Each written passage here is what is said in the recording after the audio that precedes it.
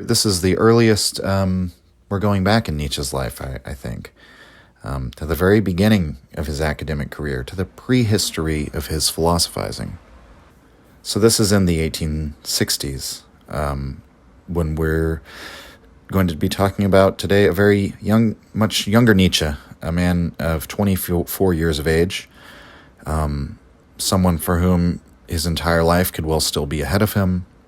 He's also a man without a father in his life, for Nietzsche's father had died when he was a young boy. And Nietzsche had, for the past handful of years, starting around the time when he was at Schulpforta, he had left the religion of his family, and had become instead attracted to the stories and beliefs of the pagan Greeks. At Forta, he also discovered Schopenhauer, and this is through his friendship with Paul Deussen, Deussen would later go on to become a notable Orientalist and purveyor of the doctrines of Eastern philosophy. So Schopenhauer was the main philosophical influence in Nietzsche's life, and he attracted Nietzsche for a number of reasons, a few of them being that Nietzsche found Schopenhauer's pessimism to be heroically honest. He makes the world out to be irreducibly the will, which means we live in a state of endless striving and suffering. I think an element of this is that Schopenhauer was regarded by his adherents to be a countercurrent to post-Kantian philosophy that was now very Hegelian. Hegel writes of the dialectic of an increasing revelation of the mind's nature to itself, and this ends up influencing a progressive view of mankind and of history. We strive forward into the future with the expectation of producing genuinely better ways of life or actual moral and political development. Schopenhauer, meanwhile, believes striving only leads to suffering. There are only more and more sophisticated means of capitulating to the will, but the will's nature is to never be satisfied. And so the only peace one can hope for is the peace of nothingness or negating the will, which is an individual matter, right? It's something you have to do through introspection and self-discipline. So this means no progressive view of life or history. The onus is on you as an individual to master the will or not to. And so it's back to the heart of continental philosophy, bringing the individual to a state of self-introspection. But, this type of introspection brought on by philosophy is part of what we talked about last week as the role of culture, getting in touch with the realm of the impersonal aspects of the human condition. Impersonal, because they're not applicable to one individual or group of individuals. And these aspects of the human condition don't vary between individuals. What the impersonal is then is a series of problems, because that's what's universal. We all experience the same problems on an existential level: suffering, death, a sense of smallness or insignificance, fear of finality or fear of finitude, so on.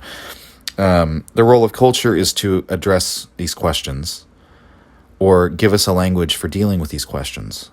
And the problem, as Nietzsche sees it, is that much of what is passing for culture in Germany in his time is merely superficial. And he experiences this, for example, when he joins a fraternity. As Kaufmann records, he was immediately put off by the boorish, beer-drinking patriotism of his fraternity brothers. Nietzsche's off joining a fraternity thinking, maybe we're all here enriching ourselves with this education on people like the ancient Greeks. Maybe we can bring some of the spirit of the Greeks into, regenerate our culture. The others in his fraternity are like, what the hell are you talking about? We're already great because we're German, and being a great nation means we get to go to school and learn about the Greeks. But while we're here, we're going to get sauced. So Nietzsche brings up the importance of our engagement with all that which is impersonal in his essay, Richard Wagner and Bayreuth. As we go on in the episode, I'll go into the details of that essay, because this wasn't written until the 1870s. But just in examining how Nietzsche felt, because he begins writing about this early on, he puts it very well in this essay, so I'm just going to use it to interpret how Nietzsche felt about German culture at the time and the problem of culture, as we've been calling it. Nietzsche raises in that essay the role of a sort of cultural force, in this case tragedy, in penetrating to the depths of serious issues involved with being human. For Nietzsche, tragedy is a uniquely powerful art form. It's born out of music. It renders the world in Schopenhauerian honesty whilst still affirming the world. And so this is in the essay Richard Wagner and Bayreuth, section 4, quote, "The individual must be consecrated to something impersonal. That is the aim of tragedy. He must forget the terrible anxiety which death and time tend to create in him. For at any moment of his life, at any fraction of time, in the whole of his span of years, something sacred may cross his path which will amply compensate him for all his struggles and privations. This means having a sense for the tragic. And if all mankind must perish some day, and who could question this? It has been given its highest aim for the future, namely, to increase and to live in such unity that it may confront its final extermination as a whole with one spirit, with a common sense of the tragic. In this one aim, all the ennobling influences of man lie locked. Its complete repudiation by humanity would be the saddest blow which the soul of the philanthropist could receive. That is how I feel in the matter. There is but one hope and guarantee for the future of man, and that is his sense for the tragic may not die out. If he ever completely lost it, an agonized cry the like of which has never been heard would have to be raised all over the world, for there is no more blessed joy than that which consists in knowing what we know, how tragic thought was born again on earth. For this joy is thoroughly impersonal and general. It is the wild rejoicing of humanity concerning the hidden relationship and progress of all that is human." End quote. And so there you have it, the need for the personal to collide with the impersonal, the subjective experience to meet and confront the general character of all life, or to speak more precisely, all human life. And this is necessarily speaking tragic knowledge. The beauty of this knowledge and the joy that this knowledge consists of, though, and the sort of nobility of it was what the sense we get in this passage, is a wonderful thing for Nietzsche that he hopes we never lose. And this also ties into what we talked about last week concerning the role Greek tragedy played in transforming and defining the Hellenistic culture. Nietzsche, therefore, believes that what might be needed for Germany is a new type of music, a new movement in art and culture, a new cultural zeitgeist, new heroes, new ideals. But really, I do want to be concrete about it. He thinks you could achieve this with a new way of music. Music is really that powerful, right? The main hindrance to this is there already exists an established cultural identity in Germany, and that it is rooted in Christianity. And so there are all sorts of petty concerns that keep the German psyche from being capable of such a transformation. In addition to Christianity, there's just a sense of nationalism, or a movement for German nationalism, anti-Semitism, romanticism, and so on. And so we can also look at, other essays Nietzsche wrote, Use and Abuse of History for Life, where he accuses the contemporary German of being a people merely ornamented with culture, as though culture were simply a bunch of trivium to quote from, people who are like encyclopedias, who have an expansive knowledge of things like history and the natural sciences, but who have little education that is actually integrated into their lives in any meaningful way. This means a lack of practical knowledge, yes, but a lack of intellectual ideas that actually change one's life or influence you to be, more virtuous or something like that, whatever the case may be. So that's his criticism, that we're ornamented people on the outside and completely empty vessels on the inside. And so we all know the type of person he's talking about here, right? The well-to-do professional who fills their house with exotic artwork, but is otherwise a pretty uninteresting type of person. Or the guy who thinks spouting off random facts about history constitutes a personality. But Nietzsche's saying, he's speaking to Germany and saying, this is what we're all like on a society-wide scale. We don't have any real culture.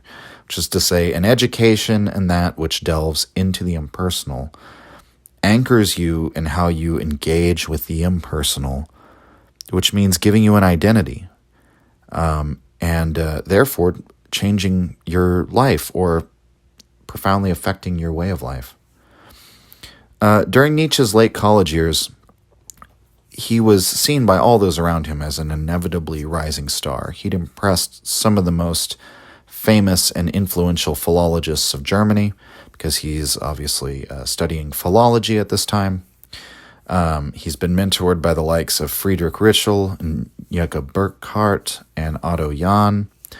Everyone thinks that the young Nietzsche is not only brilliant, but that he has a real talent for philology, that he's going to go far in that world. And while he's at Leipzig, at the university there, he was invited by a friend to speak at a meeting of the Philology Club. And we get an impression from the way Nietzsche talks about it. It was sort of a last-minute affair. The event is at a tavern called Café Zaspel. Nietzsche says in a letter to Erwin Rohde, a friend of his who went on to become another prominent philologist, that he brought with him only a slip of paper with sparse notes and went and spoke, mostly just improvising. He spoke extemporaneously on Veronian satires and the cynic Menippus. And he also says in this letter he wishes to obtain a doctorate very soon. He only needs a letter of special dispensation. And that is what actually happened. Professor Ritschl wrote Nietzsche a letter of recommendation and did get him a professorship later. But Nietzsche seems to wonder, the reason why I'm bringing that up, he seems to wonder whether he's cut out for an academic career in the letter, just sort of regular insecurities that any person might have. But he says he goes up in front of this event that drew 40 people, and he says, and all was good. He uses the ancient Greek. He's making reference to the Bible, basically, ironically putting his impromptu lecture on the level of the creation of the earth. And so, but it's his way of saying, sort of cheekily, maybe this academic career will work out after all. I actually might be a good lecturer. I actually might be, and he was an ascending star. One of his favorite composers at the time is Richard Wagner. And at this time, Wagner is orders of magnitude more famous than Nietzsche, who's really no more than just sort of a notably bright pupil. He's known to academics, but, however much more famous he was than Nietzsche, Wagner was also regarded as ascendant, right, relative to his prominence at the time. He'd been exiled from Germany for his involvement with socialist politics decades before in the 1840s. And, he was busy composing while in exile in Switzerland and some other places. And then his return to Germany in the 1860s sees this resurgence of popularity for his music. Particularly King Ludwig II was a fan of Wagner's operas. And that's really the best fan you can have for your music. So because he paid off the debts that Wagner had racked up, which Wagner was always racking up debts. And I must say, reading about the life of Wagner, it's wonderful to hear that artists from all stripes, at all levels of fame, and all ages are always broke and always just barely scraping by, trying to do more and more ambitious art while they fall deeper and deeper into debt. It's really quite amusing in a way. But King Ludwig was a wonderful patron for Wagner to have. It put his career on a turn for the better. One of his fans is the young Friedrich Nietzsche, and Nietzsche says it was Wagner's Tristan and Isolde that won him over. He writes this in Ecce Homo, quote, "From the moment that Tristan was arranged for the piano, all honor to you, Herr von Bülow, I was a Wagnerian," end quote. Bülow is, of course, another German composer, one of the people who told Nietzsche that his music was not very good. Nietzsche still treats him respectfully here because he loves him as a composer. But in any case, I think it's probably much easier to get why Nietzsche had such admiration for Wagner if you go and actually listen to Wagner's music. I really like the Ring Cycle. Tristan and Isolde is another one I'd recommend, and I guess Nietzsche would probably recommend it too. And it's an opera that Wagner said was influenced by Schopenhauer. I'll put some links in the description where you can hear some of this music. He's a very dramatic composer. He knows how to play on the heartstrings. Nietzsche recognizes this. He writes about it. Wagner anticipates a lot of cinematic music, in my opinion. A lot of the tropes of dramatic songwriting, especially for movies, you can find in Wagner. So, yeah, I like, Hans Zimmer, definitely influenced by him. His music almost seems, I don't know, it seems like it's like a bridge from older, classical and romantic styles of music to the music of the fall of the 20th century, right? Saw the birth of all the forms of what we call modern music, and I've read that some people have said Wagner's sort of the originator of modern music. I don't know. I think his music would still be enjoyable for a lot of people today who maybe don't listen to that kind of thing. So I'd recommend giving it a try. Just put it in the background while you clean the house. Okay, Nietzsche describes Wagner's music and the almost supernatural power that he felt Wagner had in his compositions. Again, I'm going to take from Richard Wagner and Bayreuth. That's the main philosophical text I'm quoting from throughout the episode, which again, written very much later, but I think he's accurately described. I think Nietzsche is still describing the way Wagner's music hit him from the beginning. Okay, quote, "If art means only the faculty of communicating to others what one has oneself experienced, and if every work of art confutes itself which does not succeed in making itself understood, then Wagner's greatness as an artist would certainly lie in the almost demoniacal power of his nature to communicate with others, to express itself in all languages at once, and to make known its most intimate and personal experience with the greatest amount of distinctness possible. His appearance in the history of art resembles nothing so much as a volcanic eruption of the united artistic faculties of nature herself, after mankind had grown to regard the practice of a special art as a necessary rule. It is therefore a somewhat moot point whether he ought to be classified as a poet, a painter, or a musician, even using each of these words in its widest sense, or whether a new word ought not be invented in order to describe him." End quote. And a brief comment on what Nietzsche is saying here. Wagner, for one, has the power to completely commune his inner feelings with his music, Nietzsche says, but furthermore, Wagner revolutionized the approach to opera, in which every aspect of the work, the performance, the poetry, the music, the imagery, everything is all part of one total work of art. So he is such a totalizing type of artist that a new word ought to be invented to describe him, as Nietzsche said. That's why he says that. Now, that right after Nietzsche gave that impromptu lecture at the Philology Club, the one that we discussed earlier, the somewhat improvised one, so Nietzsche details this out in the same letter. He goes to bed, and then something incredible happens. Something fated, even. Nietzsche describes this magical afternoon that happens the following day, and this is still in the same correspondence with Erwin Rohde. Quote, "When I got home, I found a slip of paper addressed to me with a brief note. If you want to meet Richard Wagner, then come to the Café Theatre around 3:45. Vindic." End quote. Vindic was the name of one of Nietzsche's friends. But the letter continues with this fantastic story.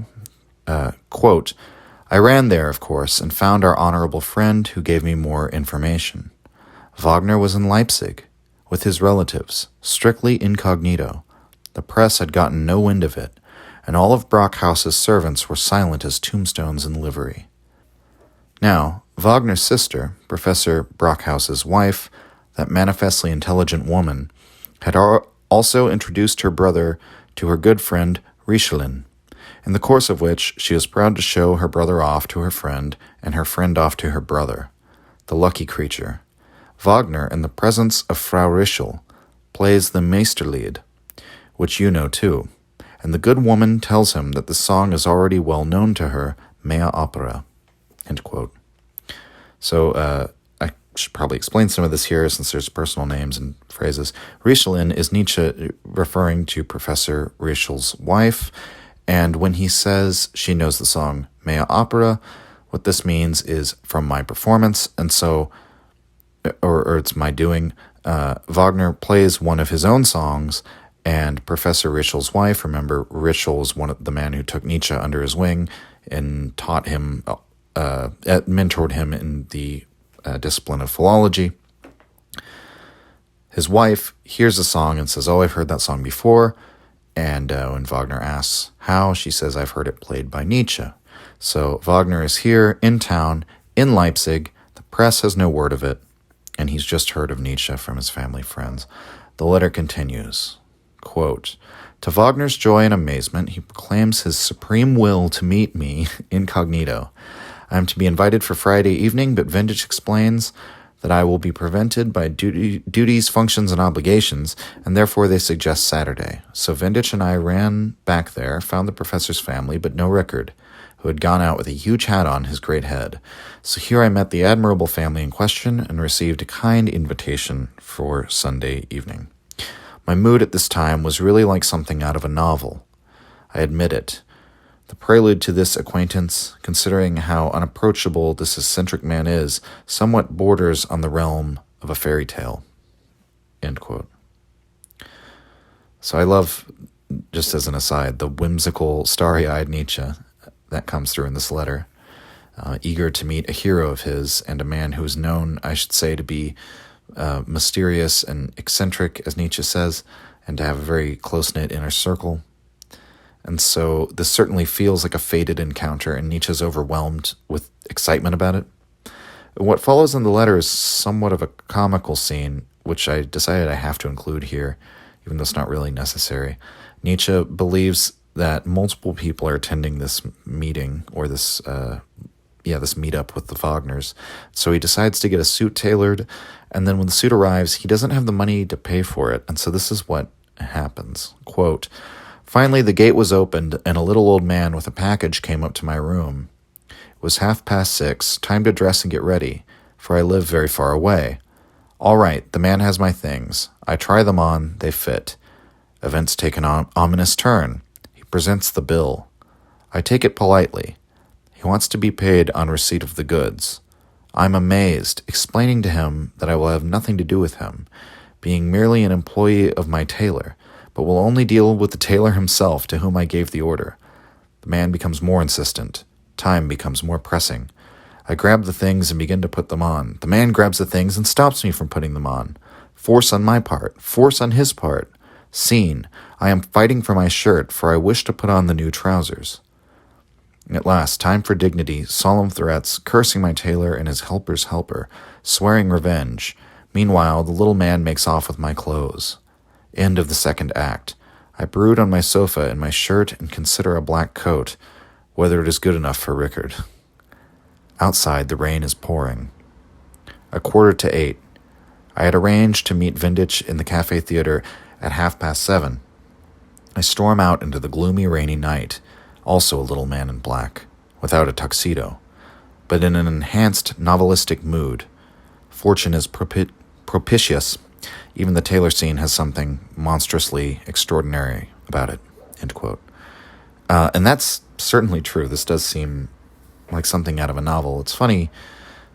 I guess there haven't really been that many dramatic reenactments of Nietzsche's life. I've watched one of them, but that scene, what a great scene to do in a movie. Nietzsche literally fights to put on clothes while the tailor's assistant is trying to tear them off of him because he doesn't have. I can only glean from this that Nietzsche was broke and trying to delay payment or something, or maybe return the suit when he was done with it in the evening without paying for it. I have no idea. Maybe he actually did want to pay later and he didn't trust this guy to take the money. But the mental image of him and this old man fighting over this suit, and then just giving up and going over there in whatever clothes he has, and he has to walk out into the rain. It's not only hilarious, but Nietzsche's right that it has a novelistic element to it.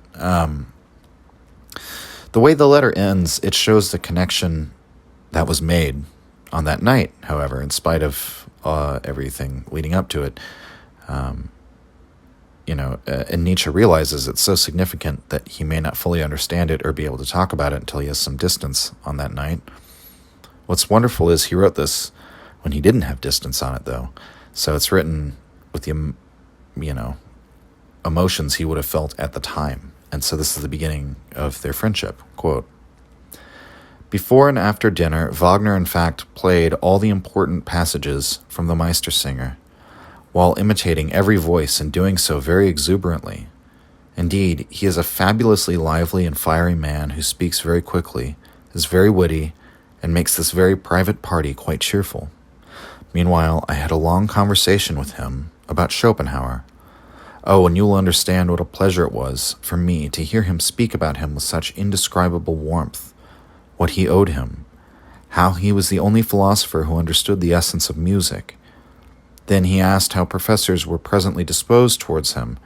I laughed heartily about the Philosophy Congress at Prague and spoke of the philosophical footman. Afterwards, he read a part of his biography, which he is now writing, a very delightful scene from his student days in Leipzig, which I cannot even think about now without laughing. Incidentally, he writes with extraordinary fluency and wit. Finally, when we, Windisch and Nietzsche, were both preparing to leave, he pressed my hand warmly and kindly invited me to visit him so that we could make music and do philosophy. He also entrusted me to familiarize his sister and his relatives with his music, which I have now solemnly accepted. You shall hear more when I can see this evening more objectively and from a distance. For now, a hearty farewell and best wishes for your health." End quote.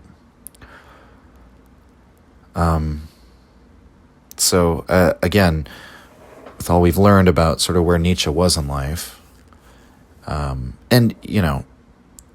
an important detail to bring up is that Wagner was the same age Nietzsche's father would have been had he been alive. And there's been no shortage of speculation over that Wagner represented an ideal father figure for Nietzsche. Not only does he appear to fill this role of an older man who can act as a role model, but he also provided this image of the kind of cultural hero that Nietzsche yearned for. And then meeting this famous man, rather than dispelling such notions, only strengthens them. What happened next for Nietzsche, as I said before, Ritschl wrote him his letter of recommendation that he was wondering if he would get.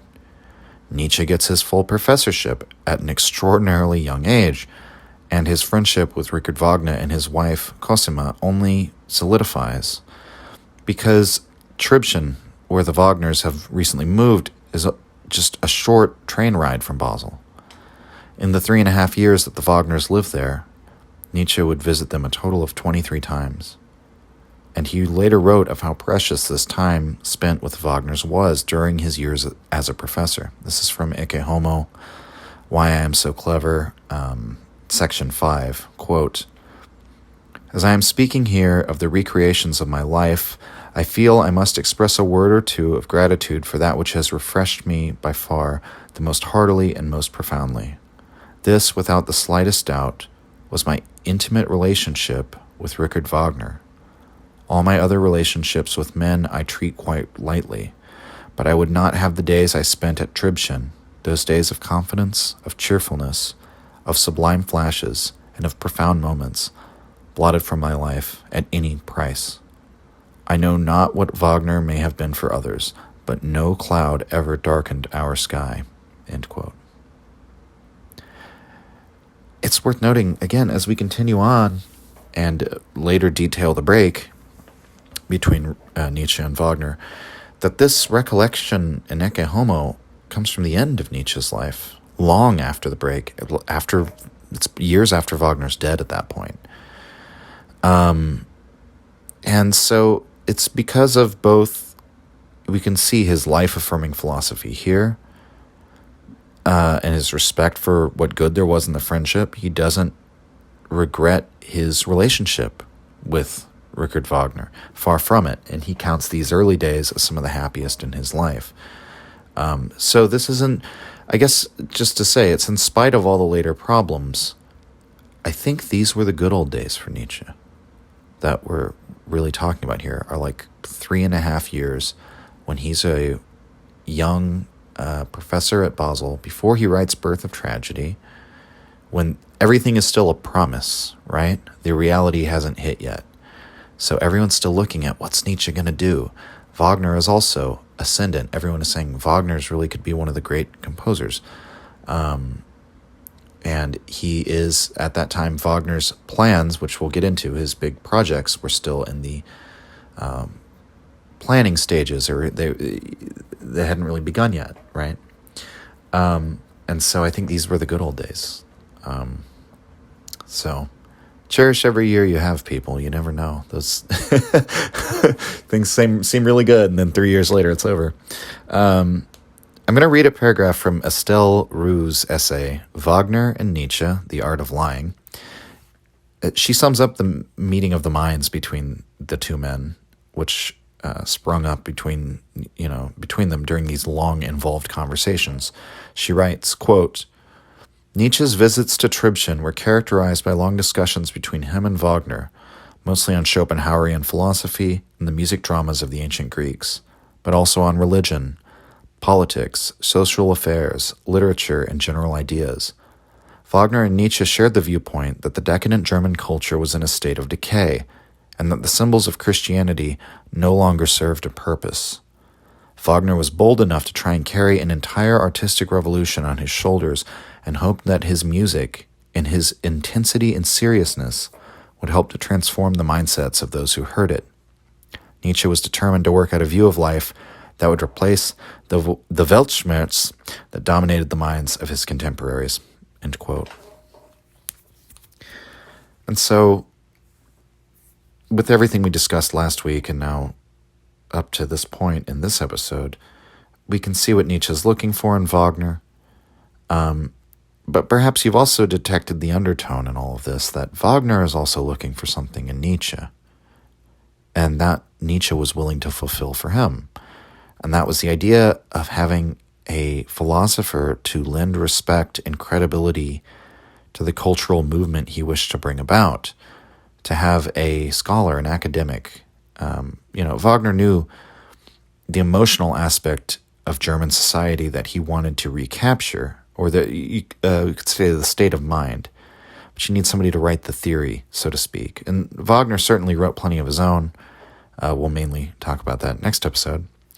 But I think the idea of his ideas being heralded by a young rising star in the academy, who was at that time warmly regarded by his peers, and I think that was very attractive to Richard Wagner. I'm not trying to give a cynical view of their friendship necessarily, that it was just they were using each other, but it does seem to me there's something that each one fulfilled for the other one, and that perhaps this is sort of what set the stage for what the conflict will later be between them.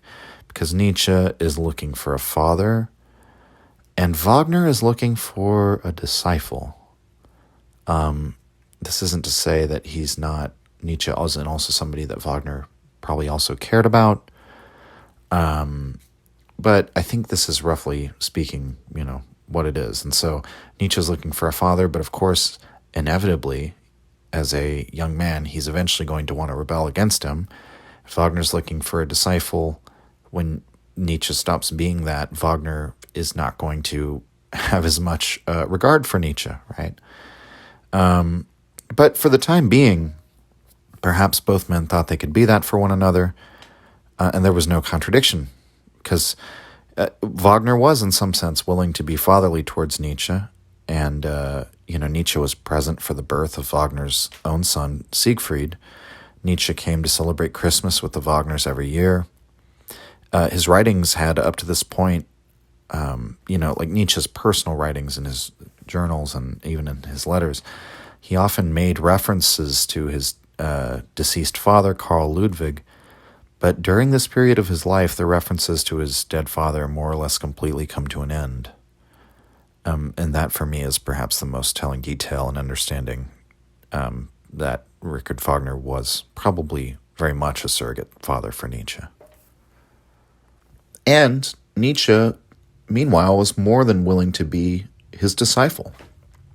As far as Nietzsche was concerned, the two men shared the same ideas. Inspired by Schopenhauer, critical of German society at large, Wagner reached back into the pagan past of Germany. He used his command of music and the emotive power of music to stir audiences. And so Nietzsche therefore sets out to herald the coming of Wagner's new artistic power by describing how Greek culture was reshaped by tragedy in his first book, The Birth of Tragedy. This is written between 1870 and 1871, and it's written at the height of his friendship with the Wagners, and it contains what Kaufmann, among others, describe as a lengthy series of just overly ecstatic chapters praising Wagner, especially in the final third of the book. I personally don't find it as cringeworthy as Kaufman does, but there's some truth in his interpretation that the work is written with an agenda in mind, and it's written heavily under the influence of Wagner and attempting to be the disciple of Wagner in some respect, especially towards the end of the book. We've discussed this before, but the book was rather coldly received by the philological community because, of course, at this point in his life, Nietzsche is still, academically speaking, a philologist, and this work, while it is overtly philosophical in many respects, it doesn't present itself as mere philosophy. It's also a work of philology, and thus it's supposed to contain evidence-based claims based on an analysis of Greek culture and its cultural productions that are supposed to, aggregate into a genuine theory concerning the development of Hellenistic Greece. But the work contains no citations. It has numerous sections which lapse into long quotations and commentary on Schopenhauer's ideas. It overtly praises Wagner. And meanwhile, Nietzsche's style just borders on poetry at times. I mean, how can you say this is just a work of historical analysis when you're making reference to the primordial pain and contradiction at the heart of reality, right? So the work ends up being like a strange hybrid between philology and philosophy. And modern scholars have mostly vindicated the work, I should say, as containing immense value. Not saying it's perfect, but, in the study of the Greeks, it actually contains a lot of value. Just the contemporary scholars, their response was to dismiss it. And worse than this, Nietzsche became the target of polemics, the most famous by Williamovitz Moellendorff, I believe is his name, another prominent philologist, and the attack on Nietzsche is publicly answered by Wagner himself.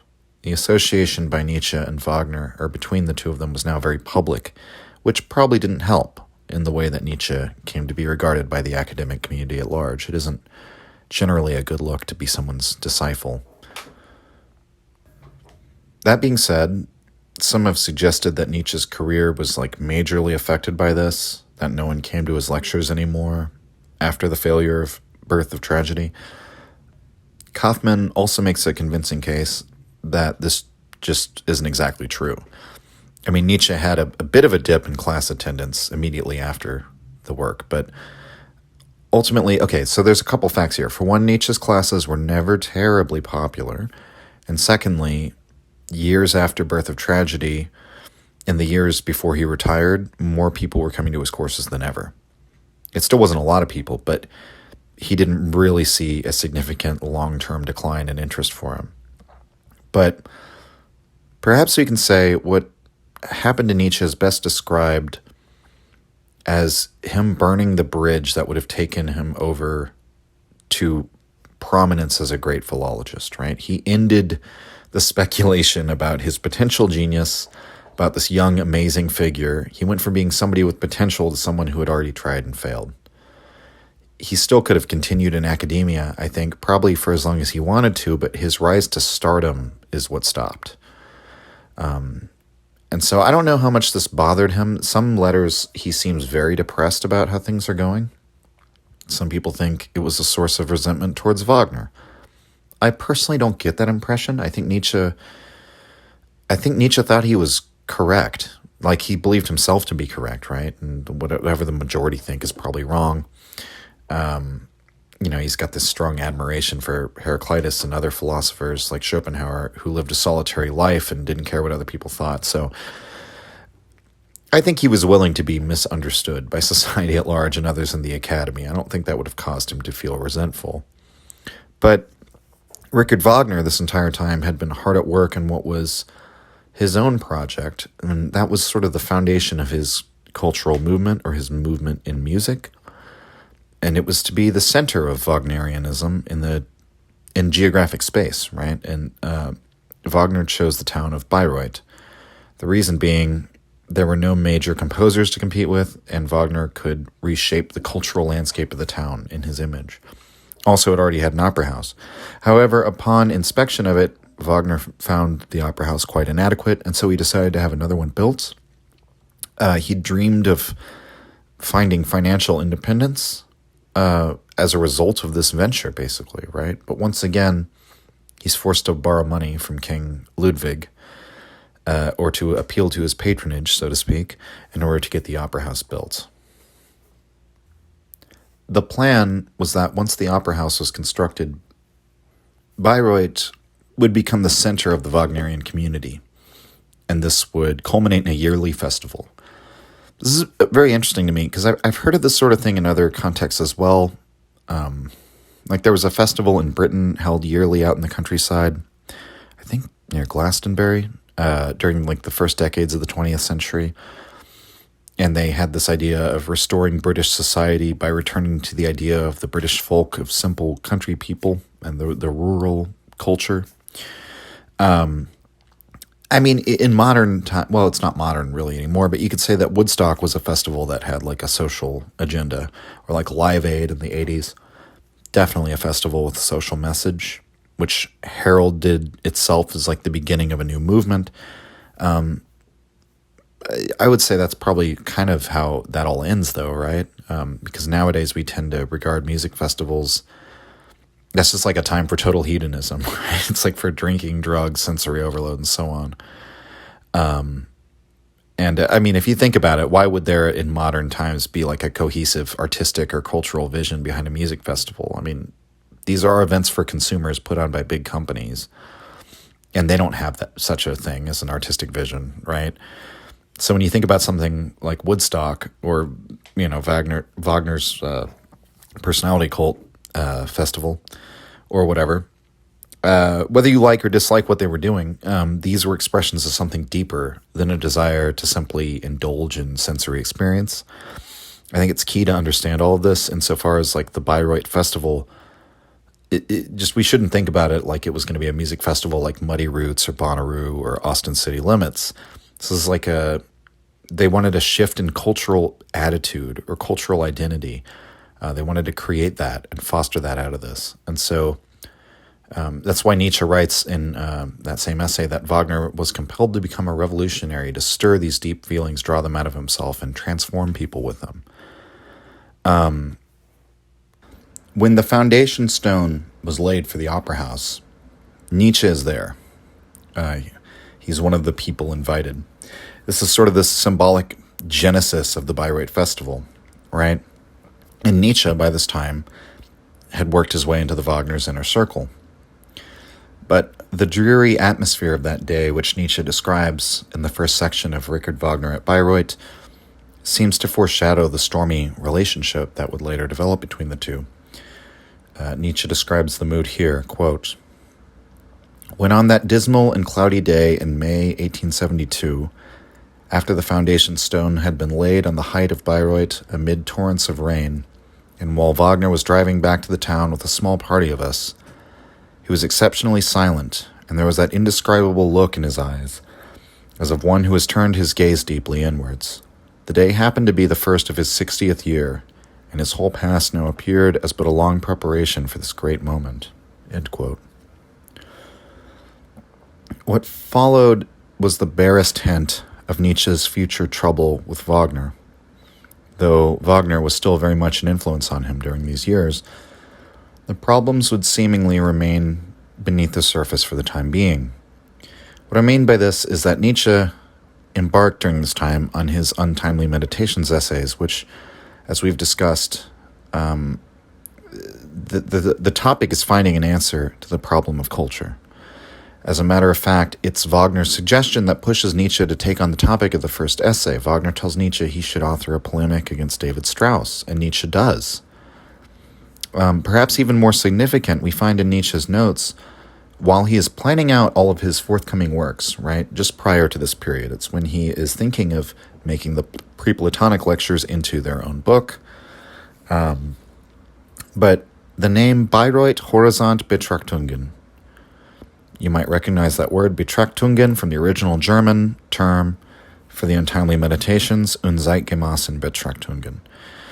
But here we find that the original title he entertained translates to something like Bayreuth Horizon Observations.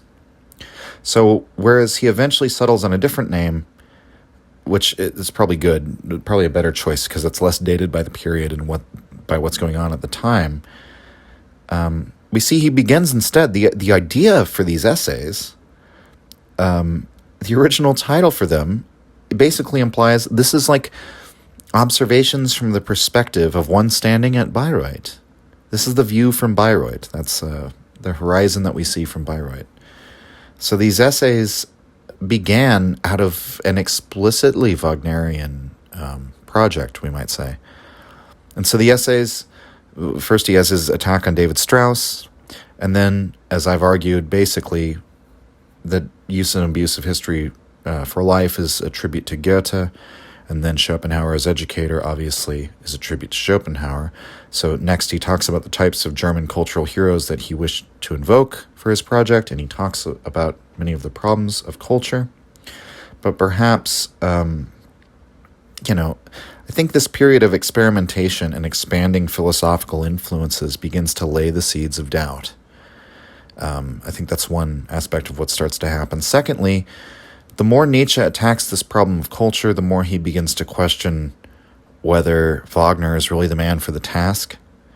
So Nietzsche looked back on this period of his life in Ecce Homo, and he says of the period of the Untimely Meditations, quote, "What I was fundamentally trying to do in these essays was something altogether different from psychology.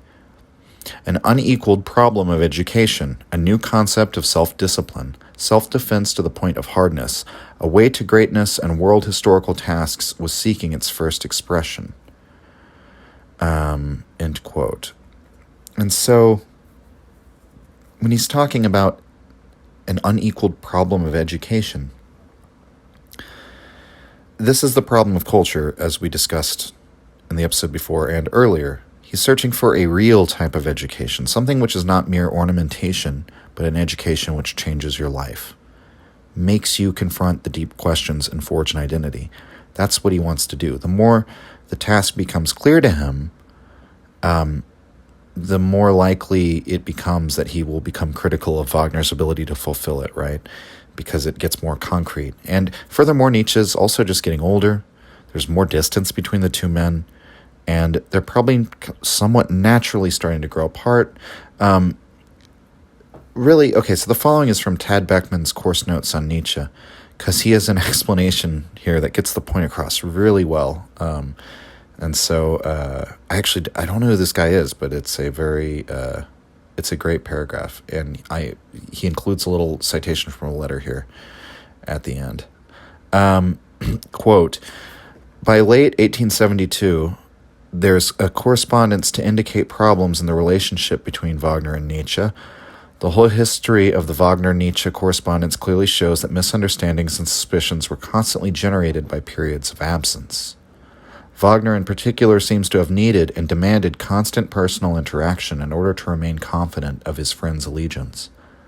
For Nietzsche, as close as Tribschen was to Basel, the demands of teaching often stood in the way. But of critical importance to the long-term health of the relationship was the fact that the Wagners moved to distant Bayreuth to oversee the building of the Festspiel House in April 1872. Constant direct interaction was now impossible. In February 1873, Wagner writes to Nietzsche, quote, "Therefore have patience, just as I am often obligated to have with you," end quote. So, after the Wagners moved to Bayreuth in 72, Nietzsche can't be as close to the two of them anymore. And so, this paranoia perhaps arises in Wagner, because that might mean that Nietzsche might drift from being his disciple. Maybe he's entertaining ideas on his own that he doesn't discuss as readily or as frequently with Wagner. And, he begins to entertain all sorts of suspicions about Nietzsche and even spread rumors about him, which we'll talk about next week. And Nietzsche eventually accuses Wagner of stealing some of his ideas about Greek culture and passing them off as his own. But what's important is still the two remain friends during these years. I would say, obviously no friendship that any long-term friendship doesn't exist without some kind of conflict or differences of opinion or things of that nature, right? And Nietzsche also always maintained a love of Wagner's music, even when their split was final. But around this time in the year 1875, there's an anecdote we could look at. A former student of Nietzsche's named Louis Kelterborn visited him at a spa in the southern part of the Black Forest. Kelterborn recounted the meeting, quote, "As we played together, Nietzsche was the image of kindness, patience, and at the same time passion and encouragement. We played the prelude to Tristan several times in succession, then the Ode to Joy, and above all the great Manfred music, the passionate intensity of which he conveyed by extraordinarily playing, carrying me on the swell of his profound emotional response to the music," end quote.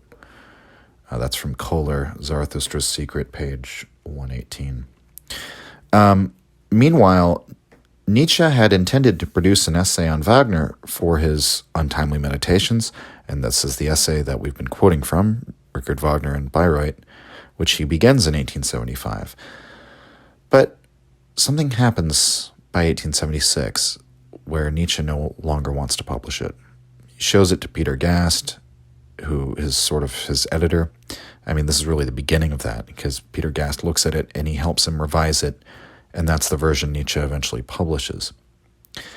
You might be wondering what was so contentious about it from the excerpts we've read so far. It's probably safe to say he probably had some criticisms that were so harsh that he thought they would hurt Wagner. And on the other hand, he loved the man so much that he didn't want to hurt Wagner. But that puts him in a sort of bind where he wants to be honest as a philosopher, but also he can't be. And so maybe that's what's going on with why he felt, why it was such a tough thing for him to want to publish it at all. And so he edits the essay into something which contains some criticisms, but which one has to kind of read between the lines to find. It has praise, but it's sometimes backhanded. And while it seems on the surface, it doesn't seem that negative to me. There are undertones sort of foreshadowing the break that would happen. But Nietzsche's sister Elizabeth put it this way, quote, "Strangely enough, my brother feared that the book would meet Wagner's disapproval, and as a matter of fact, it contains many passages which reveal something of the contradictory feeling with which my brother was then struggling. But in my opinion, Wagner was too much absorbed at the time to read carefully between the lines," end quote. And about this essay, Nietzsche later reflected upon it himself in Ecce Homo. In the same section we read from a moment ago, it's those conflicted feelings about Wagner which suggests the future course of Nietzsche's life, if only by the subtlest of implications. And so Nietzsche writes, quote, "Now that I'm looking back from a certain distance upon the conditions of which these essays bear witness, I do not wish to deny that at bottom they speak only of me. The essay in Wagner and Bayreuth is a vision of my future," end quote. As for what that vision is, we can understand it by examining a few more quotations from the essay. Like in the other Untimely Meditations, Nietzsche criticizes the modern man. This is in terms we have described already, insofar as the superficiality of modernity, the haste of modernity. Part of why modern culture is lacking has to do with this sense of haste, with the attention shifting from what is long-lasting and from traditions and from deeply held values and beliefs. You know, the intergenerational project of civilization, right? The attention has shifted away from that to that which is important right now, from concerns, with the newest thing, the need to keep apprised of all the latest events and trends. That's what we've shifted our attention from the realm of the impersonal to being obsessed with the personal, which is the momentary. And so that gives rise to ideals and to heroes which are themselves superficial. And so this is from Richard Wagner and Bayreuth, Part 6, quote, "I shall only give 2 instances showing how utterly the sentiment of our time has been perverted, and how completely unconscious the present age is of this perversion. Formerly, financiers were looked down upon with honest scorn, even though they were recognized as needful, for it was generally admitted that every society must have its viscera. Now, however, they are the ruling power in the soul of modern humanity, for they constitute the most covetous portion thereof. In former times, people were warned especially against taking the day or the moment too seriously. The nil admirari was recommended, and the care of things eternal. Now there is but one kind of seriousness left in the modern mind, and it is limited to the news brought by the newspaper and the telegraph. Improve each shining hour, turn it to some account, and judge it as quickly as possible. One would think modern men had but one virtue left, presence of mind. Unfortunately, it much more closely resembles the omnipresence of disgusting and insatiable cupidity, and spying inquisitiveness become universal. This age is vulgar, even as we can see it now, and it is so because it reverses precisely what nobler ages condemned. If, therefore, it loots all the treasures of bygone wit and wisdom and struts about in this richest of rich garments, it only proves its sinister consciousness of its own vulgarity in so doing, for it does not don this garb for warmth, but merely in order to mystify its surroundings. The desire to dissemble and to conceal himself seems stronger than the need of protection from the cold in modern men." End quote. Much has been made of Nietzsche's criticisms of liberal democracy and egalitarianism and Christianity and so on. But I think we have to understand many of these things within the context of a broader critique of modernity and of the direction of modern culture. And that's to say, aside from the political opinion, Nietzsche's attacking modern people themselves. It's actually a lot worse, right? He's attacking our whole way of life. He's attacking the soul, right? And arguably, the criticisms he makes are all the more prescient when we apply them to our society, to what is now, today, modern society, even though they're supposed to be specifically critiques of 19th century German. But I'd say the haste of society today is probably greater than Nietzsche could have imagined. And the dissatisfaction with modernity, it's a strong theme throughout the entire Untimely Meditations, but perhaps it's most keenly felt here in the fourth and final installment. Nietzsche feels both himself as a self-proclaimed musical philosopher, and implicitly he feels this on the behalf of Wagner, the composer, that, quote, "There is danger and despair in the life of every true artist who is thrown into modern times," end quote. There's the sense that in the declining culture you have a great opportunity to rejuvenate a society, but there's also a great temptation to fall into the decadence of society, right? But you're on the edge of, what was it, the way Kaufman put it, that the great man lives on the edge of creation and destruction. And you have the opportunity to, in such chaotic times, reshape things in your own image. But so there's the attack on modernity. Okay, so then another element of the essay in understanding Nietzsche's changing attitude towards Wagner involves the attitude Nietzsche took towards Germany as a result of these sentiments, the sentiment against modernity, in the sense that decadence was both a danger and an opportunity.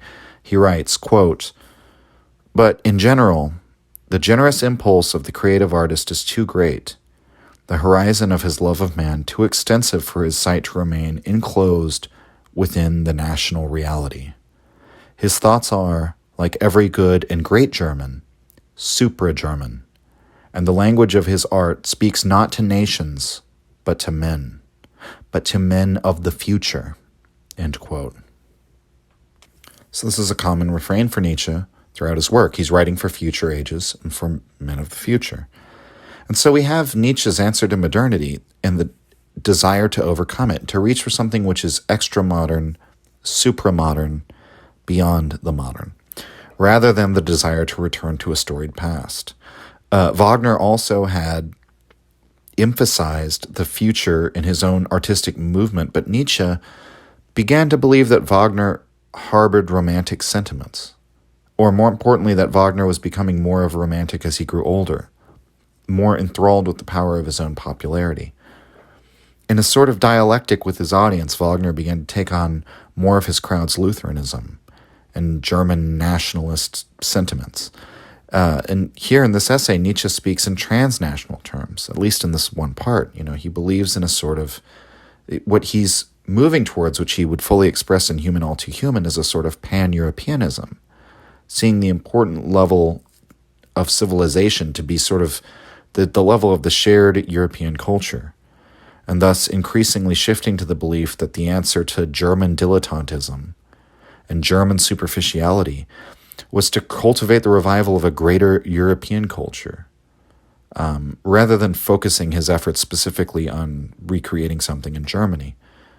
And more importantly, he states this as a principle of being a true creative artist. Remember the artist, that's such a person, that's one of those great leaps, a self-creator, right? What Nietzsche would later call a free spirit, unbounded from any national or provincial aspect of identity. And so, even though Wagner and Nietzsche were still, in every respect, very close friends by the year 1876, the future ground for their disputes was set. Wagner would eventually go the way of national identification and thus religious identification, because Lutheranism is such a key part of the German identity.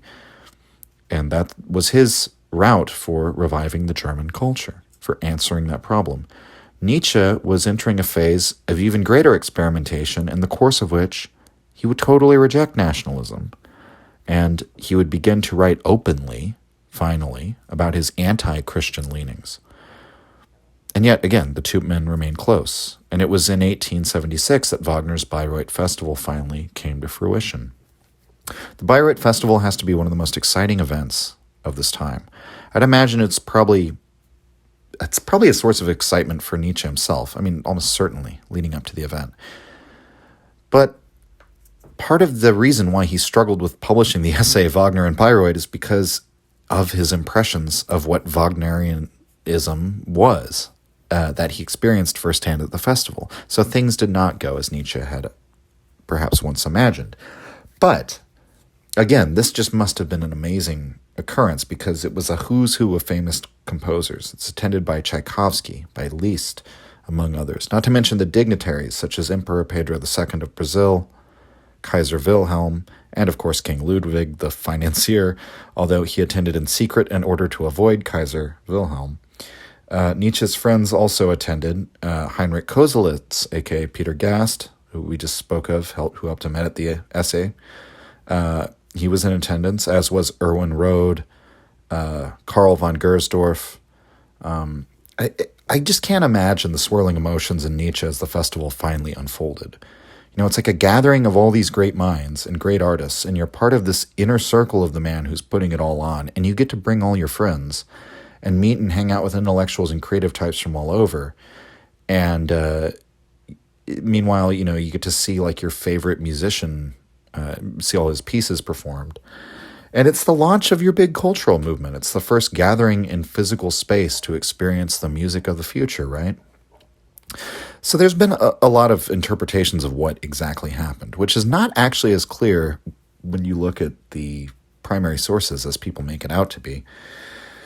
A lot of the implications that people give is that Nietzsche sort of, the festival left a bad taste in his mouth in the same way as when he encountered the kind of beer-drinking patriotic attitude he found at the frat house.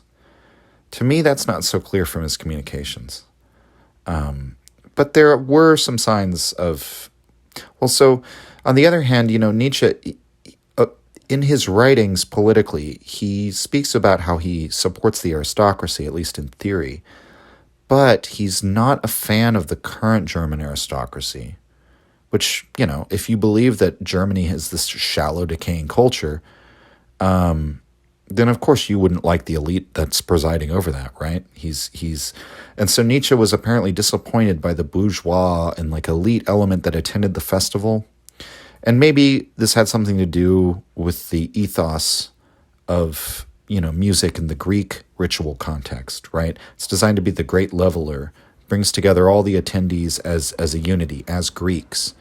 And so Wagner seemingly agreed with that kind of outlook, and he christened the slogan of the Festspiel, the opera house he had commissioned. The slogan was, "Our aim is art." But Wagner had his debts. and the financing of the fest by Ludwig II had been necessary, and this gave the festival an aspect of catering to the upper crust of society. These are the very superficial, faux-cultured people that Nietzsche seemed to take aim at. So maybe he didn't like that element of it. On the other hand, I think Nietzsche was trying to have a good time at the festival. I don't know how he could go into it with a totally negative attitude, given the momentous occasion and all the people there. And so, for example, he met the author Helen Zimmern in Bayreuth, and the two of them would go on long walks together after lunch. And she recounted later that he would go on talking, and she would often just listen. But she said, quote, Nietzsche was shy and even awkward when he found himself with people with whom he was entirely out of touch. But when the ice was once broken, you could easily see that you had to do with a man who was thoroughly conscious of his merit. Once he even told me that his ideas were so important that one day university chairs would be founded in order to give lectures on and explanations of them, end quote. It would have been funny if he had said, one day whole podcasts will be founded to give explanations of my ideas. Of course, he didn't know about the man-made horrors beyond his comprehension in those days. But what else did she say? Zimmern also sort of held that Nietzsche, he was a real gentleman. He's not not at all the misogynist in person that some of his writings might lead you to believe. And she would also go on to translate some of Nietzsche's work into English. Actually, I have her translation of Human All Too Human.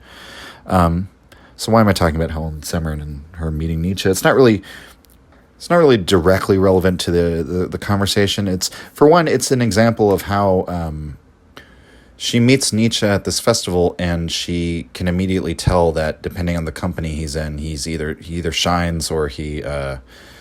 If he feels he's out of touch with people, he becomes awkward and withdrawn, right? And so I think this gives kind of a hint of maybe what one of the problems was with him at a big sort of social event like Bayreuth, the Bayreuth Festival. And on the other hand, it's also that, he did meet people and make friends at the festival, at least to some degree.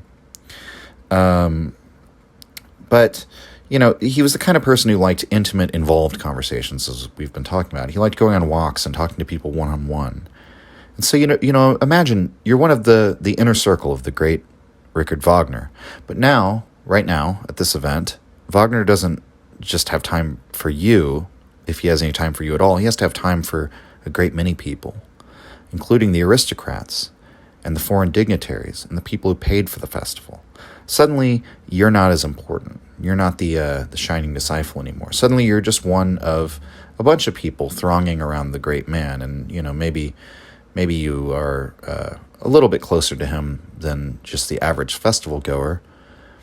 But maybe it made him feel insignificant. Maybe he found himself surrounded with people with whom he couldn't have these deep conversations, and maybe there was an element of sort of what we talked about before, that he found the attendees very just intellectually unimpressive, or all of that. But, we can see how the festival might have made Nietzsche feel strange or out of place. But I think the deciding factor of what Nietzsche's experience was at the Bayreuth Festival was probably physiological. And this doesn't seem to be a very popular interpretation, but from what I've read, I think this is the best explanation, that Nietzsche's lifelong headaches, and nausea began to strike him harder and harder as the festival went on. And as the performances of all the Ring Cycle operas went on, Nietzsche began to write of how he felt physically worse and worse. And I think the reason why people have read so much into what he wrote is because you could read his words pertaining to literal physical ailment, but you could also read them as having to do with the general sense of sickness at the atmosphere of the festival. But if you know about his struggles with his condition, his migraines and nausea and vomiting, I don't know. Decide for yourself. He writes this in a letter to his sister in 1876 at Bayreuth. I'll just read you the letter pretty much in its entirety. I'll cut out a couple sentences here and there. But he says he wants to give away or sell his tickets for the remaining days of the festival, I believe, is what's going on here. So he says, quote, "My dearest sister, things are not right with me. I can see that. Constant headache, though not of the worst kind, and lassitude. Yesterday I was only able to listen to De Valkyrie in a dark room. Looking at anything is impossible. I long to get away. It's too pointless if I stay. I dread each of these long artistic evenings, and yet I can't stay away. Under this adversity, I suggest you talk with the Baumgartners. Offer mother and son tickets for the second cycle of performances, all for $100. I can have my tickets for the third series transferred to Baumgartner for the second. You can stay together at the Giesels' home, as it is. As it is for us, it's the cheapest lodging in Bayreuth. You should hear about the other prices. This time you'll have to hear and watch from me, too. An agreement with the Baumgartners about the lodging for payment of part of the costs will be easy. I've really had enough of it all. I don't want to be here for the first performance either, but somewhere else, just not here, where it's nothing but torment for me. Forgive me for all the trouble you're having with me again. I want to get away into the Fichtelberge or somewhere else. Your Fritz." End quote. And so it definitely sounds like, obviously the onset of headaches. He also says he can't bear to look at anything. He had pain right behind his eyes and it was making him go blind. Maybe it had something to do with Bayreuth itself. Maybe it was humidity or air pressure or altitude not being exactly right. Nietzsche later in life came to feel the best place for him was up in the Alps after sort of experimenting with all of these factors. Maybe it was allergies. Maybe it was just a random attack of his condition and he wanted to just get away and be alone. I don't know. There's no way of knowing. In another letter to his sister, he makes a remark that sounds a bit more like an indictment of the festival and the kind of people in attendance there, which is what makes the issue a little blurry. Quote, "I made the mistake of going to Bayreuth with an ideal in my breast, and was therefore doomed to suffer the most bitter disappointment. The preponderance of strong spices, the ugly and the grotesque, thoroughly repelled me." End quote. The potential double meaning or subtle implication in referencing the strong spices is that, it's bad taste, literally and figuratively. And furthermore, it's ugly and grotesque. It's rather strong language, right? That the true accusation is within the statement, I think, though, that he felt he was doomed to suffer disappointment, which means that Wagner was bound to disappoint Nietzsche, not to live up to the ideal that Nietzsche had cast for Wagner to fulfill. It was, in fact, after fleeing from that festival that Nietzsche retreated off into the woods for a personal sabbatical, and then he began to write furiously. And the product of that time was a work Nietzsche titled The Plowshare. It is, roughly speaking, the first third of Human All Too Human. So Nietzsche's first great book, the book that occasioned his real break with Wagner a few years down the line, once he was able to publish it 2 years later, this was written in the immediate flight into solitude from a Nietzsche who just found himself overwhelmed with headaches and disenchanted by the festival that had been built up to be so much. And so the friendship between Nietzsche and Wagner, I think it eventually necessitates the split, the inevitable rebellion of the son against the father, and the inevitable disappointment of a man who wanted to stifle at the disloyalty of the one he mentored. And on a more fundamental level, the revival of a provincial culture versus the kindling of a pan-European culture, right? Is culture the purview of nations or of individuals? Do we appropriate pagan values in order to revitalize Christianity and thus in some way preserve modernity? Because that's eventually what Wagner tried to do, right? Or do we use the comparison point and the knowledge provided by the example of pagan values as part of a project to overcome modernity and push into the future, which is more what Nietzsche would eventually do? Again, the conflict's not out in the open at this time. But as Nietzsche's sister noted, the essay, Richard Wagner and Bayreuth, was not really the source of that conflict because Wagner never did read between the lines when it came to the adulation of his inner circle. In fact, both Richard and Cosima wrote to Nietzsche to express how much they enjoyed the essay when he published it in 1876, I guess shortly after the festival. And so I want to finish the episode by reading one final part of that essay. It's from section 11. And it's a part where Nietzsche's writing beautifully. He's writing with that kind of explosive dynamite attitude that colored his later great works. We get a little taste of it here in this essay. The ideas that he's thinking about are a foretaste of what would, concern him in his later career.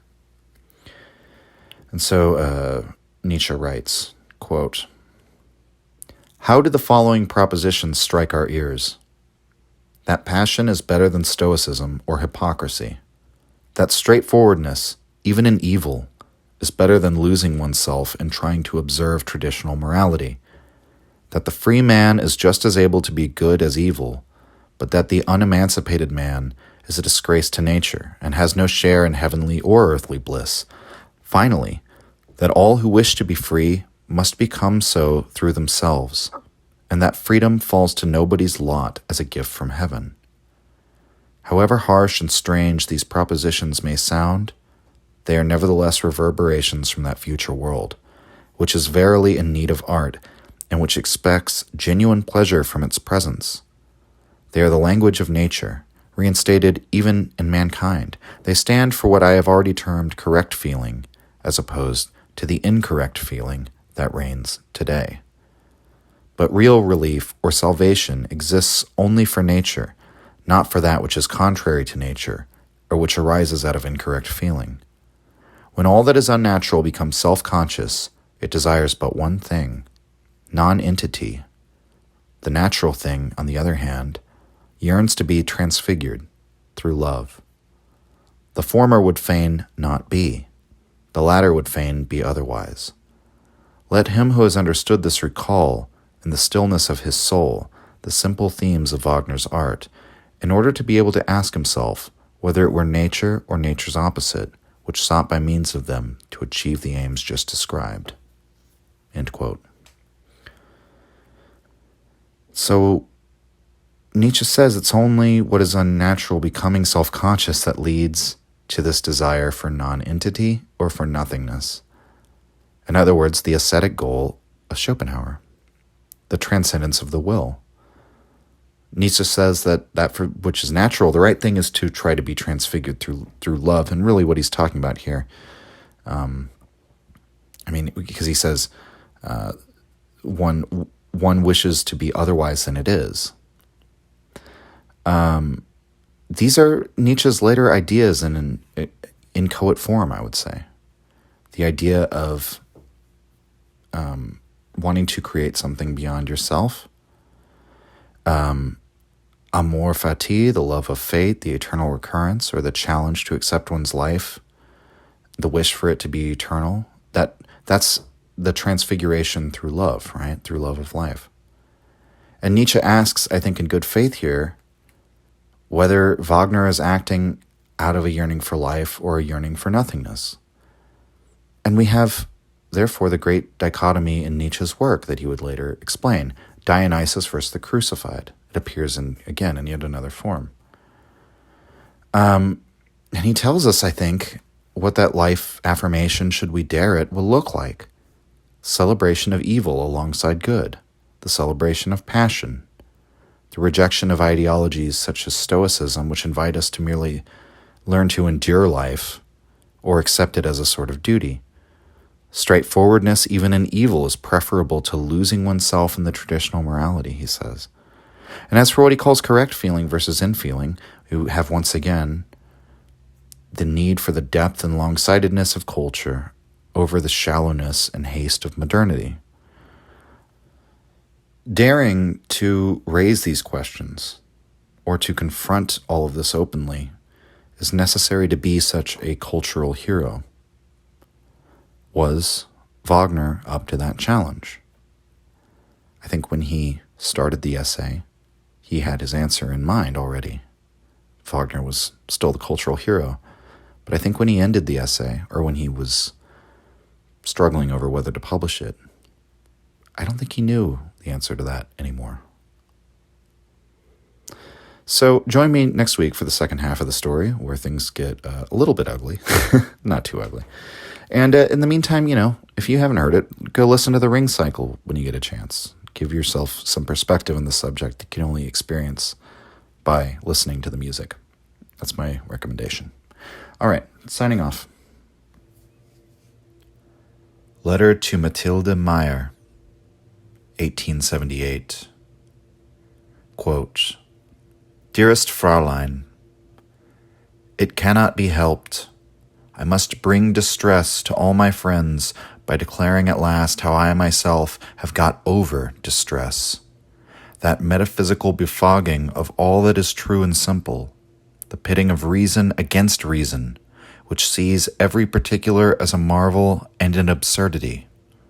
This matched by a Baroque art of overexcitement and glorified extravagance. I mean the art of Wagner. Both these things finally made me more and more ill, and practically alienated me from my good temperament and my own aptitude. I wish that you could now feel as I do, how it is to live, as I do now, in such pure mountain air, in such a gentle mood, vis-a-vis people still inhabiting the haze of the valleys, more than ever dedicated, as I am, to all that is good and robust, so much closer to the Greeks than ever before, how I now live my aspiration to wisdom, down to the smallest detail, whereas earlier I only revered and idolized the wise. Briefly, if you could only know how it feels to have known this change and this crisis, then you could not avoid wishing to have such an experience yourself. I became fully aware of this at Bayreuth that summer, 1876. I fled, after the first performances which I attended, fled into the mountains, and there, in a small woodland village, I wrote the first draft, about 1/3 of my book, then entitled The Plowshare. Then I returned to Bayreuth on my sister's wishes, and had enough inner composure to endure the almost unendurable, in silence too, telling nothing to anyone. Now I have shaken off what is extraneous to me, people, friends and enemies, habits, comforts, books. I live in solitude, years of it, if needs be, until once more, ripened and complete as a philosopher of life, I may associate with people, and then probably be obliged to do so. Can you remain, in spite of everything, as kindly disposed to me as you were, or rather, will you be able to do so? You can see that I have become so candid that I can endure only human relationships which are absolutely genuine. I avoid half-friendships, and especially partisan associations. I want no adherents. May every man and woman be his own adherent only. Your cordially devoted and grateful, Friedrich Nietzsche. End quote. So Nietzsche sent this letter to Mathilde Meyer, who was a mutual friend of his and the Wagners'. You can find it in Christopher Middleton's Selected Letters of Friedrich Nietzsche. Nietzsche's work, The Plowshare, would become Human All Too Human, which was by this time already published. We can detect the disdain at the idea of being someone's adherent, which Nietzsche realizes he was for Wagner, and this explains perhaps why Nietzsche later recoils at the idea of having adherents himself. And furthermore, in this letter, we have perhaps the entire story of who Nietzsche was and what he was to become after the events of 1876. We looked over at, the high points of Nietzsche and Wagner's relationship in part 1. So now in part 2, we're going to discuss the downfall, the infamous break and the circumstances surrounding it, and the ideological implications of the split between the two famous men. From the last episode, you probably already have somewhat of a rough idea of how this all probably worked out. Nietzsche's need to rebel against his father figure, Wagner's unwarranted demand, perhaps, that those in his inner circle of friends be like disciples to him. And yet, it's not even as straightforward as such an explanation might suggest, because there's a multitude of factors at play here driving this split. There are the psychological reasons, such as Nietzsche's disappointment in Wagner. His disappointment at the festival is sort of the manifestation of that, right? There's Wagner's insatiable ego, the aging composer's religious feelings as he gets older, There's genuine disagreements on philosophy and the direction of culture. And then there's the possibility also that the relationship was soured by paranoia and suspicion on the part of the two men. To recap the events so far, Nietzsche's teaching career had begun right around the time of the start of his friendship with the Wagners, and this friendship is what seemed to make his days at Basel not only bearable, but some of the most treasured days of his life. But first, in the early 1870s, the Wagners had moved from Tribschen to Bayreuth, and Nietzsche saw them much less. Wagner then began to appropriate some of Nietzsche's ideas without crediting him, at least according to Nietzsche's own accusations, and Wagner, perhaps out of a fear or insecurity about Nietzsche as a thinker, or maybe because he actually believed it, seems to have spread a rather nasty rumor about Nietzsche, but that's getting a bit ahead of ourselves. So in 1876, Nietzsche leaves the Bayreuth Festival, the inaugural event in founding Wagner's cultural movement, and Bayreuth is to become the center of the Wagnerian movement within Germany. While Nietzsche had attended the setting of the Opera House's foundation stone back in 1872 and was a part of his inner circle of Wagner's friends, Nietzsche did not stay for the whole festival, and the tone of his letters is one of irritation and disappointment. And so he goes and begins writing Human All Too Human, as he says in the letter, and then by 1878, a couple things happen. For one, Nietzsche's headaches have gotten so bad that he decides it's time that he has to leave the academy. The next is that Nietzsche sent a copy of Human All Too Human to the Wagners on the occasion of publishing it, and by then Rickard had begun to suspect that the young Nietzsche had drifted from the guiding philosophy and the guiding influence of Wagner. The first thing they noticed in the book was a quote from Voltaire, a French philosopher, as the dedication of the volume. And to make matters worse, in terms of the content of the book, Nietzsche begins by saying that the congenital defect of philosophers is to take provincial attitudes, beliefs, and ideas that are near to them or apparent to them because of their time and place, and then apply them universally. And supposing Rickard were to read deeper into the work, he would have found, incitements to a pan-European vision of Europe's future, transcending nationalism. He would have found throughout the first chapter the questioning of all the assumptions upon which we based our philosophical reasoning in the post-Kantian world. But we can't really be sure that Rickard even read it, because he apparently told Cosima that they'd be doing Nietzsche a favor by not reading the work. So a month after Nietzsche sent the letter that we just read from to Mathilde Meyer, Wagner would publish an essay in which he went against many of the central points of Human All Too Human. So maybe he did eventually read it or become familiar with the content somehow, or perhaps the two men had simply become antipodes at this point and found themselves naturally opposing one another's ideas, we might say. And so in 1879, this is more or less when we would say the break happens. It coincides with Nietzsche's new demand for solitude, his new life choice to try and live in a solitary manner, and it coincides with his retreat from the professional world, from the social world. So the break with the Wagners is part of a whole turning point in Nietzsche's life, because it begins this period of physical and intellectual solitude and wandering. It's the end of Nietzsche's academic career. It's the practical end to many of his friendships. I mean, he remained friends and remained in correspondence with many people, as well as made new friends after this time. But practically speaking, when Nietzsche goes alone up into the Alps for months at a time and is no longer in direct contact or, correspondence with all the people he knew at the academy, obviously that's a very big change to his life and the kind of interactions he's having. And so, Nietzsche, he's pained by his condition, he's pained by his disappointment, he's unmoored from his previous beliefs and assumptions.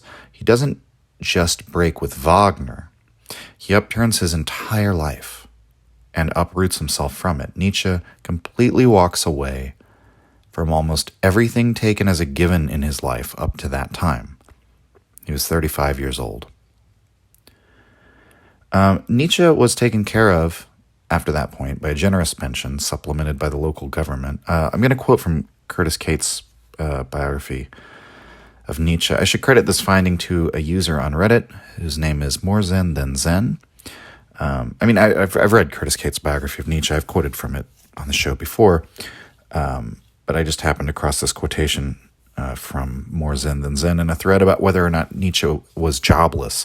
And so it's sort of a nice bit of connecting tissue for showing the practical reality of Nietzsche's life as he transitions from professor to this wandering philosopher.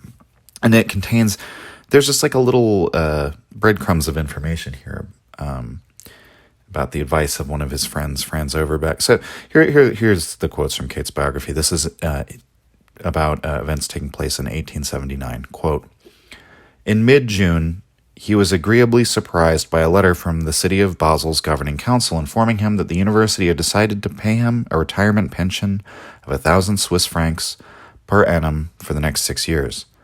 This good news was soon followed by another welcome surprise relayed to him by Franz Overbeck, who had been handling his financial affairs in Basel.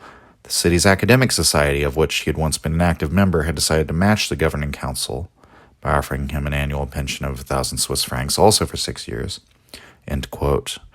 And then further down, quote, "Nietzsche's decision to undergo a 1-month water cure before leaving St. Moritz, made possible by the University of Basel decision to add another 1,000 Swiss francs to his annual retirement pay by tapping a special endowment fund, thus raising the total income to 3,000 francs a year, struck Overbeck as eminently sensible, but he strongly advised his friend Fritz not to subject himself to another stringent regime of total solitude." End quote. As we all know, this advice was not followed. Total solitude is exactly what Nietzsche had in mind, and he sought it out with more vigor than he ever had. But what this shows us is that Nietzsche's condition was really worsening at this time, and he was exploring, he explored a water cure as a means of alleviating some of the suffering. But I think the generosity he received, what would you say? There was some sympathy for him, probably because of the fact that he was leaving because of an illness. He's not just retiring because he doesn't want to do it anymore. I think Nietzsche might have left anyway. I think he was ready to leave the academy, but the truth is that Nietzsche was very fortunate to be able to retire on such a salary, at least for the next 6 years, right? Nietzsche wrote of the considerable... Oh, and by the way, that payment sum would eventually be extended. But Nietzsche wrote of his considerable luck in life and the fact that he felt grateful for every aspect of it in Ecce Homo. He says there's perhaps only one trace of him ever having been shown any ill will, and it's a bit ambiguous here. I mean, he could be writing about his condition as a sort of slight of fate against him, but I want to quote from this because Nietzsche not only talks about how his life has been blessed, so to speak, and thus that he did not regard his necessary flight from the Wagners nor from academia as a hardship, and that he understood that the way in which he was taken care of was extraordinary in some respect, or the way in which life sort of took care of him was extraordinary. And he's grateful for it. But I also picked out this passage because he also addresses Wagnerianism in contrast with his own freedom found in solitude and what he considers the curative effect of mountain air and altitude and daily exercise. So this is from Why I Am So Wise, Part 4.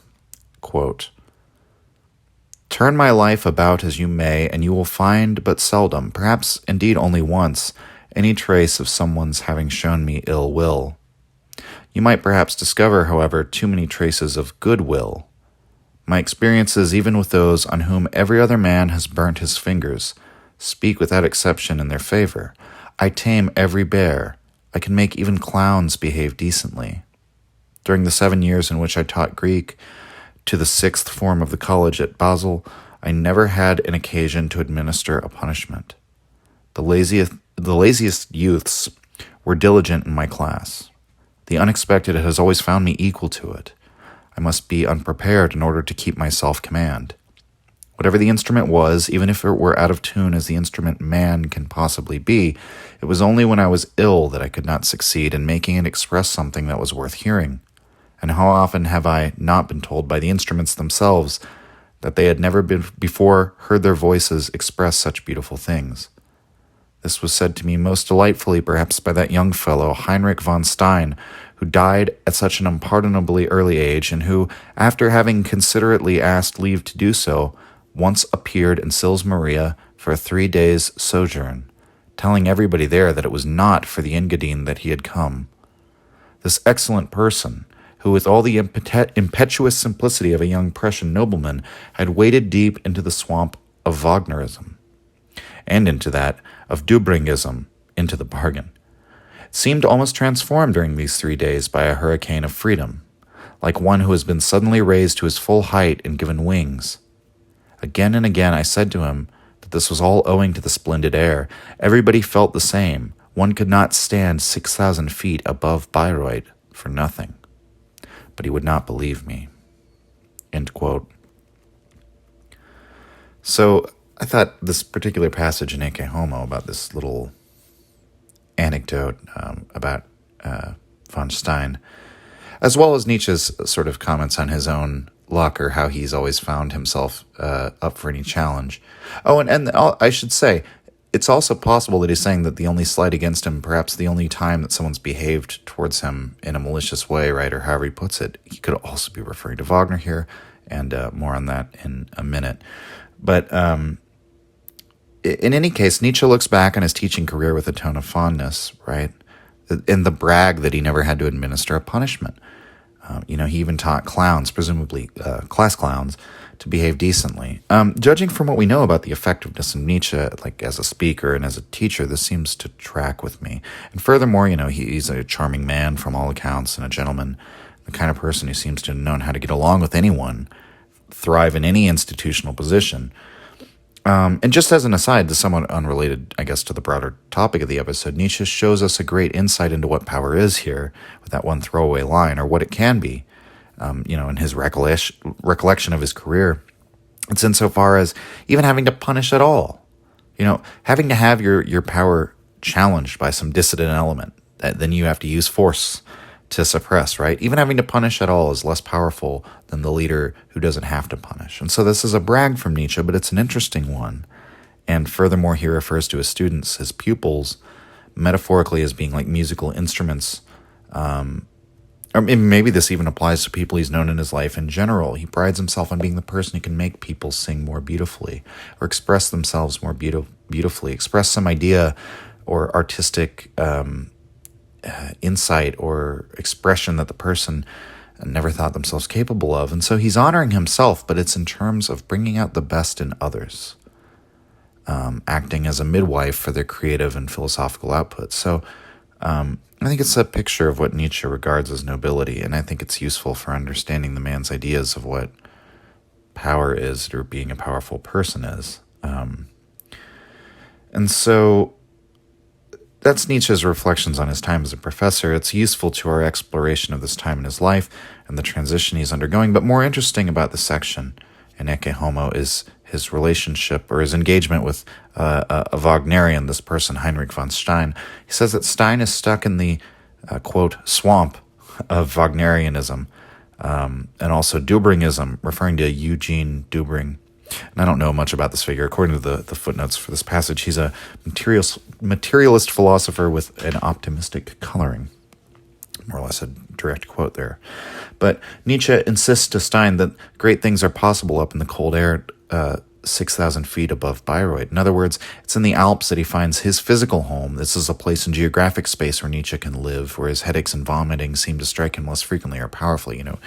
We've talked about that. But on a symbolic level, right, he's out hiking and walking with Stein, and he's not just telling him that the air is better up here. He also means being up here above all the masses down there, wandering freely. This is why you feel so much better away from Bayreuth. You're away from the masses thronging around the great man and his personality cult. This is Nietzsche putting himself and his new way of life above the kind of philosophy and the kind of way of life that characterizes Wagner and his movement. Wagner is simply one of the many convictions that Nietzsche had to pass through, and that he now considers himself totally beyond. And von Stein, of course, doesn't believe Nietzsche, but I love the language he uses here, that, in a storm of like independence and freedom, you see like all the glory that a person could be capable of.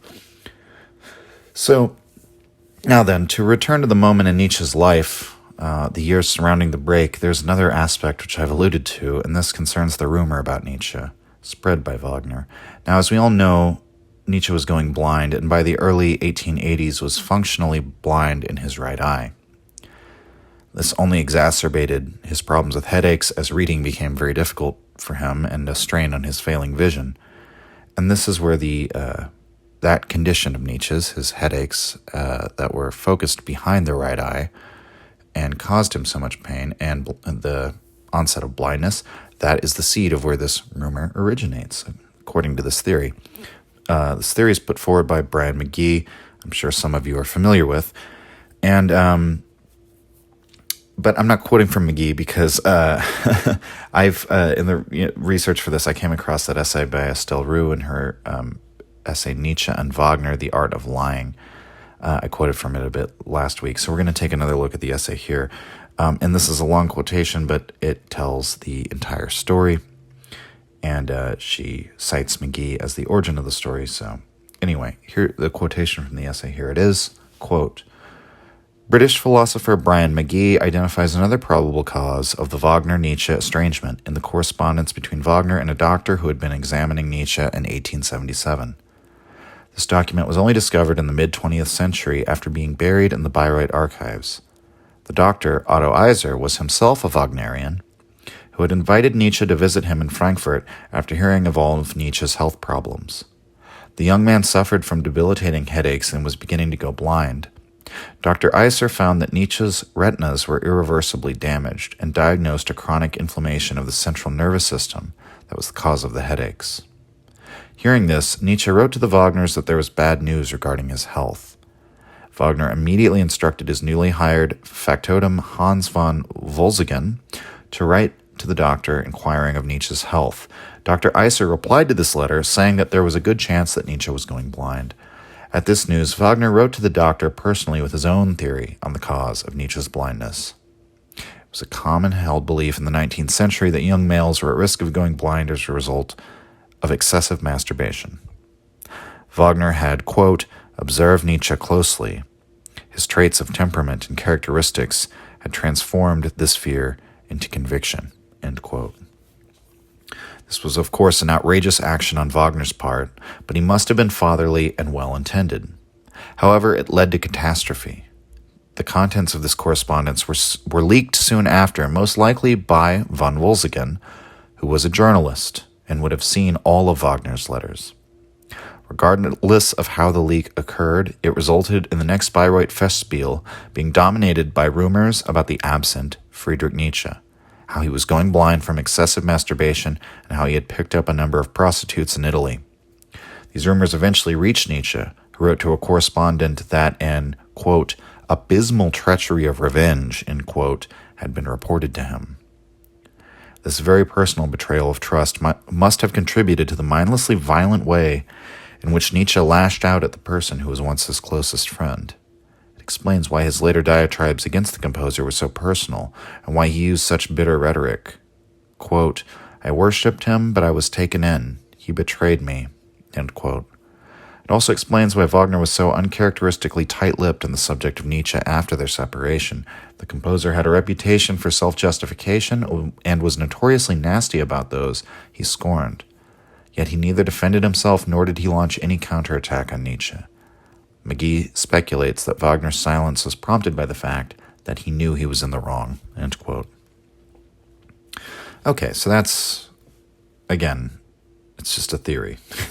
There's no certainties about trying to figure out what really happened in these interpersonal relationships more than 100 years ago. But it's worth noting, it's funny to me, first of all, these rumors about Nietzsche persist to this very day, right? I mean, some of this can be sourced to the fact that the attending physician at the hospital at Jena recorded the cause of Nietzsche's breakdown, which happened years later, as syphilis. And as we talked about before, this has been thoroughly debunked by the work of Leonard Sachs, among others. Nietzsche did not have syphilis. We don't know exactly what he had, but it wasn't that. There were symptoms Nietzsche had that didn't match paretic syphilis, such as the blindness and pains located only to the one side of the head, to the right side, whereas syphilitic patients would have had headaches across the whole head. The timeline was wrong. Nietzsche's first serious migraines occurred at the age of 12, And then we have Nietzsche's longevity. Most people who get syphilis are dead in a handful of years, whereas Nietzsche had to endure with this condition for decades, which would have been, borderline impossible. Finally, Nietzsche could stick out his tongue without tremor, which is it's a refutation of the syphilis hypothesis, because that isn't possible for somebody with advanced periodic syphilis. But nevertheless, we've all heard sort of those stereotypes, or that kind of dismissive way, especially if people want to dismiss Nietzsche, right? They can say like, oh, why does anyone care what Nietzsche had to say? He was that crazy guy who slept with prostitutes and got syphilis from it, right? The point is there's absolutely no evidence that he had syphilis, and actually the evidence is to the contrary. There's actually refuting evidence of that. Nevertheless, the idea of this solitary guy who allegedly had his heart broken by Lou Salome, that's that other aspect of the story of the Nietzsche myth. He's terminally shy, he never had a serious relationship with a woman. This kind of story, it just leaves itself wide open to all sorts of speculation. And so the syphilis story persists, I think, not just because of the faulty diagnosis, because it just fits with our salacious imagination about what kind of a person he really was. We always love to find that out. And so we can see that these rumors existed before Nietzsche's breakdown, though, way back in the late 1870s. And again, it definitely fits with the prejudices of high society at that time. A shy young man who's considered maybe a bit weird. The rumor that Wagner begins seems to track with all the kinds of assumptions that people were predisposed to make. And so it also makes us wonder about the eventual syphilis diagnosis at the time of his breakdown, right? Maybe this rumor influenced it, since it boggles the mind sometimes for me how such a wrong diagnosis could have been given. So anyway, Nietzsche's now in the minds of the people of the Bayreuth circle, that set. He's defamed as a patron of brothels and a chronic masturbator. And funnily enough, to my knowledge, the most reliable story we have, so this is I want to bring in the brothel element too, that he's patronizing Italian prostitutes. The story that we have about Nietzsche going to a brothel that comes to us through his letters, it involves a story in which he entered one by accident and was so embarrassed when he realized the situation, and so awkward, that all he could think to do in that situation was to play the piano. So this is from Walter Kaufmann's Nietzsche, page 24. He's describing a book by Nietzsche by his old friend Paul Deussen. He writes, quote, Deussen later published Erinnerungen an Friedrich Nietzsche, which came out in 1901. A minor episode reported early in the book has attained some literary importance. Deussen describes how the young Nietzsche, arriving in Cologne one day, asked a porter to take him to a hotel and was unexpectedly taken to a brothel. Horrified at the sight of the flimsily clad women, the youth froze, then walked over to a piano, which seemed to him the only living thing in the room, struck a chord, found the spell broken, and hastened out. End quote. So, again, this isn't like definitive proof that Nietzsche was just not the kind of person who would ever go get a prostitute. It's simply an incident from his early life that doesn't seem to fit that narrative. Why do I bring it up? Because we probably know a lot less about the personal details of his life than the certainty of some authors might lead you to believe. And if anything, my point here is just that today we still project some of these same assumptions and exciting but unproven rumors about the man. Maybe why I'm thinking about this so much is in the movie When Nietzsche Wept that my wife and I watched, and we reviewed it for the podcast. Not a good movie. Don't watch it. That's the point of that's the point of the podcast in some sense. But there's a scene where Nietzsche's in a brothel sleeping with a prostitute, and it's all treated rather matter-of-factly, like, oh, we all know Nietzsche liked prostitutes. Well, no, we don't know that. The only concrete evidence anyone really had for this was a syphilis diagnosis, which was wrong. I don't know. Just people have made these speculations over the years, and the point is that we don't have evidence for any of those claims. So we should take a more neutral position and not just believe things about historical figures because it helps make for a better story. And yet, as I utter those words, I know people will always prefer the better story, regardless of what there's evidence for. It's why those stories survive. Now we know that Nietzsche's condition was likely a congenital defect. Again, we don't know what it was, but the likely candidates are either cancer, a tumor behind the right eye, or CADASIL, a genetic stroke disorder. which might also explain the early death of Nietzsche's father and younger brother. In light of all this, though, Wagner's rumors about Nietzsche's blindness as being caused by masturbation seem even more unjust and inappropriate. I mean, and perhaps as suggested here, he was naive. He never intended these speculations to the doctor of his to leak out to the masses. Maybe, as McGee and Roux suggest, this was Wagner trying to be fatherly, try to help Nietzsche in some way. Whatever the intentions, the damage was done. And it's almost hard to imagine something worse and more embarrassing for everyone to be saying about you. Especially if you've ever been a young man. It actually might even be worse if you're supposed to be a respected academic figure and you're in your mid-30s and people are saying these things about you. And so Nietzsche treats this as the worst of betrayals, and the type of furious scorn with which he wrote about Wagner in the immediate aftermath of this.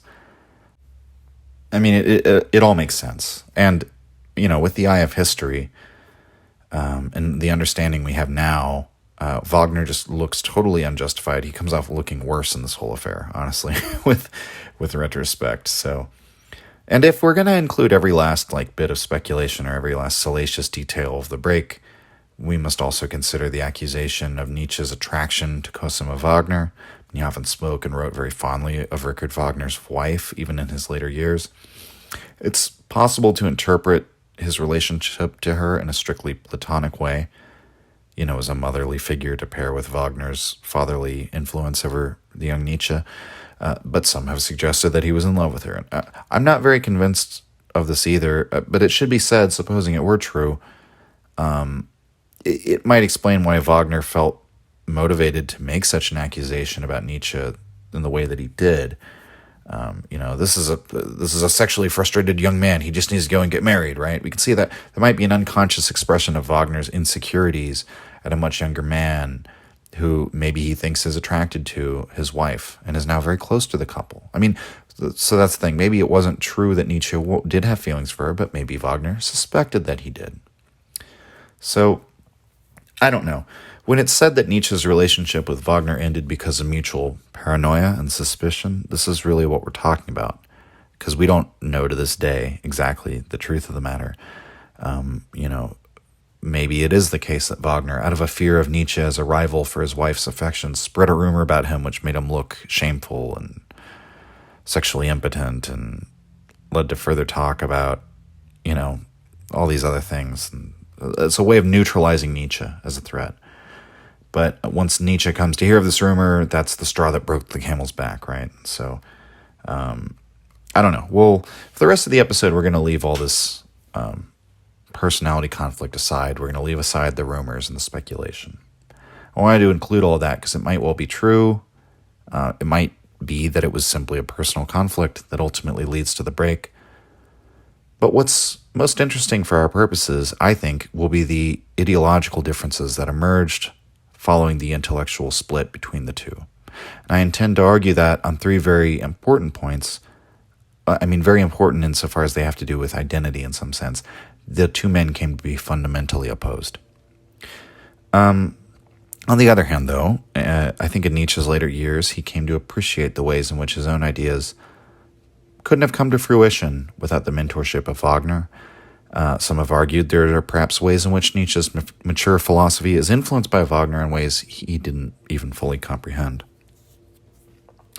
So ideologically, I think the break can be summed up through three or so main points. As I've said, Wagner began to identify strongly with anti-Semitism. So Nietzsche in his writings gives very nuanced opinions on the Jews as people. He seems to come down on a positive for them and, erring on the side of gratitude for the Jews for their contribution to European culture and so on and so forth. And in his personal writings and letters, he reveals a very strong and at times emotional opposition to anti-Semitic ideas. Secondly, Wagner began to capitulate to German nationalism, which Nietzsche generally treated with derision. The reasons for this are also a bit nuanced, because Nietzsche is not opposed to nations or states per se, I would argue. He's not opposed to them in the sense we would conceive of them today. He's opposed to party politics, though, and to provincialism whenever it hinders broader civilizational projects or destroys culture. And he's critical of how the state and the community more generally suppresses and destroys great individuals. I mean, because all genuine individualism represents a threat to the communal morality of the masses. And so he sees nationalism as yet another ideological communalism, which will ultimately have the effect of grinding down all the great individuals, right? Being harmful to culture in the long run.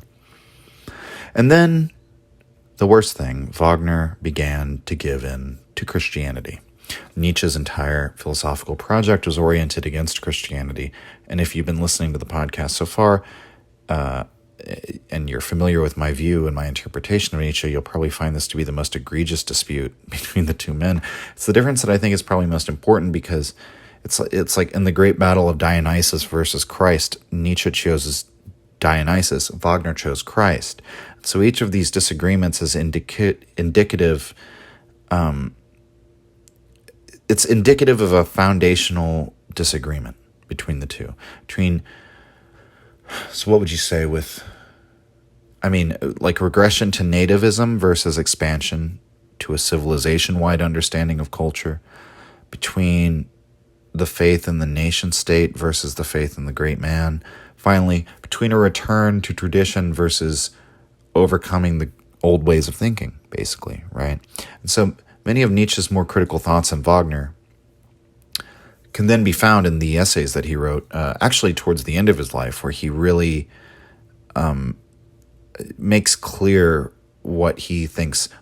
He tells the whole story sort of again towards the end of his life in 1888 with the essays, The Case of Wagner, and then the later essay or compilation of writings, Nietzsche contra Wagner. This is the same year that Ecce Homo is written, and so we can say in 1888, Nietzsche was in the state of mind to sort of reflect upon and explain the major events of his life and put them into a comprehensible narrative. And so The Case of Wagner was written at the beginning of that year. It's the first of 5 works to be completed, sort of the eruption of activity during Nietzsche's last year of writing. And he's very candid in this essay. And then, as if to demonstrate that the outpouring of critical thoughts about Wagner contained therein are not like a new thing or written on a whim, he then compiles and edits together Nietzsche contra Wagner, and he publishes it on Christmas. And Nietzsche says that in this later essay, it contains thoughts, quote, selected from my older writings. Some go all the way back to 1877, perhaps clarified here and there, and above all shortened, end quote. So I'm going to draw on some sections from both essays, which I think will help answer the final questions about Nietzsche's thoughts on the matter and flesh out the full extent of the ideological dispute that developed. And it's worth saying that when it comes to Nietzsche contra Wagner, Kaufman, in his opinion, says it's Nietzsche's most beautiful book, so I just thought I would throw that in there. But we'll start at the beginning of The Case of Wagner's preface, a quote I've slightly abridged. Quote, I am writing this to relieve my mind. To turn my back on Wagner was for me a piece of fate. To get to like anything else, whatever afterwards, was for me a triumph. Nobody, perhaps, has ever been more dangerously involved in Wagnerism. Nobody had defended himself more obstinately against it. Nobody had ever been so overjoyed at ridding himself of it. A long history. Shall I give it a name? If I were a moralist, who knows what I might not call it? Perhaps a piece of self-mastery. End quote. And so where we come to the theme that a person cannot truly become independent until they emancipate themselves from the influence of their parents. And so, originally, Nietzsche had to become liberated from the simple, rural thought patterns of his family, dominated by Lutheranism, and then he'd found Wagner. He adopts him as a new father figure, substituting him for the father that he never had in his adult life. Like he never had a kind of relationship with a father figure while in adulthood. But he had to overcome that as well. He had to, what would he say? He calls it a piece of self-mastery. Well, if he were a moralist, he would call it a piece of self-mastery. But I think that's perfectly fine to say, actually, even in an amoral sense. But notice here at the beginning, he's also emphasizing not a personal difference, but the difference of ideas. He's attacking Wagnerism rather than the man. And Nietzsche here couches the rejection of Wagnerism, as he calls it, as a consequence of the most serious involvement with it. And again, that's no surprise. That's how overcoming ideas works for Nietzsche. It's a process he describes many times throughout his work, a metaphor you could use on both the individual and culture-wide level. It's like getting over an illness. It's a recovery from a disease. In this section, he identifies Wagner with modernity. It says he's actually the perfect stand-in for modernity itself, and thus, on that account, he becomes of great value for philosophical examination. So this is further down in the passage, quote, "The greatest event of my life took the form of a recovery. Wagner belongs only to my diseases. Not that I wish to appear ungrateful to this disease. If in this essay I support the proposition that Wagner is harmful, I nonetheless wish to point out unto whom, in spite of all, he is indispensable, to the philosopher. Anyone else may perhaps be able to get on without Wagner, but the philosopher is not free to pass him by. The philosopher must be the evil conscience of his age. But to this end, he must be possessed of its best knowledge. And what better guide or more thoroughly efficient revealer of the soul could be found for the labyrinth of the modern spirit than Wagner? Through Wagner, modernity speaks her most intimate language. It conceals neither its good nor its evil. It has thrown off all shame. And conversely, one has almost calculated the whole of the value of modernity once one is clear concerning what is good and evil in Wagner. I can perfectly well understand a musician of today who says, I hate Wagner, but I can endure no other music. But I should also understand a philosopher who said, Wagner is modernity in concentrated form. There is no help for it. We must first be Wagnerites." End quote.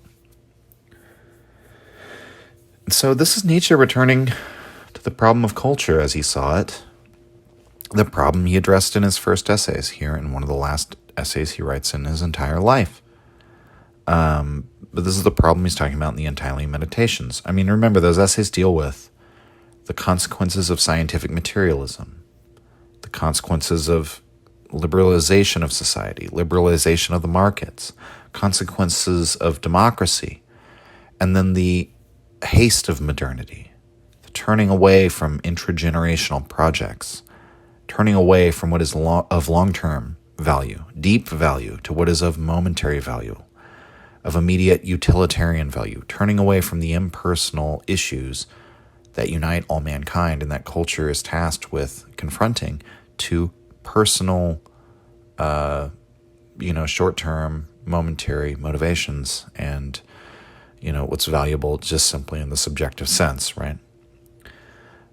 So these essays, so that's what a sort of just a brief tour of the many problems addressed by the Untimely Meditations essays. And we've talked about most of them now on the podcast, so you can kind of go back and get a good idea of what those are about.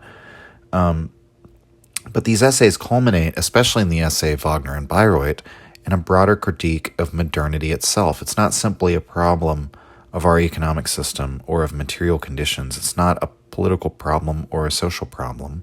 It's a spiritual problem. And that's the problem of culture. It's a problem with us as people. It's not that we have the wrong systems for doing things. It's the people that are wrong. And so we might say spiritual in a material sense even, too, if someone has a problem with using the term spiritual, rather than like a Hegelian idealist sense. And therefore, that's why Nietzsche talks about psychology the way he does, right? He has a modern view of the psyche. Culture is a thing of the collective subject's psyche, rather than, it's not something we would assign the word Geist, spirit. It's something in the mind, but the mind is understood as part of the body. And it's something that culture emerges as a consequence of very real power relationships within physical reality, as well as external factors, geography, climate, diet, events like natural disasters and wars and so on, right? This all determines kinds of cultures that emerge. And so Nietzsche's understanding of culture is that it's embodied, it has a physical basis, and yet the psychic reality that can emerge from that physical basis, it can then take on a life of its own, a power of its own, and then affect the physical world in turn. I mean, the best example for explaining this is in Nietzsche's Genealogy of Morals, insofar as he describes how the power relationship between the nobility and the common people in the societies of antiquity, especially Greece, produced two moralities, two origins of morality, two courses of development for morality emerge out of this power relationship. So first there's the morality of the master, and then second, the morality of the slave. So the master emphasizes self-reliance, personal virtue, passion, straightforwardness, honesty, power. And the slave abhors all of these qualities because they're the traits of those who have caused them suffering. And since the masses were unable to resist the power of the nobility, of the warrior aristocracies, they then become resentful. Nietzsche says that then this resentment turns inward and becomes creative. It gives birth to its own values. So the master morality is then rejected by that series of values as evil, and then the slave morality prizes the opposite values: meekness, humility, harmlessness, charity, chastity, temperance, so on. So why do I bring this up here?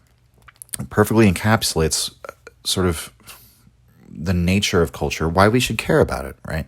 Just to say why we should be concerned about the psychic foundations on which our society is laid.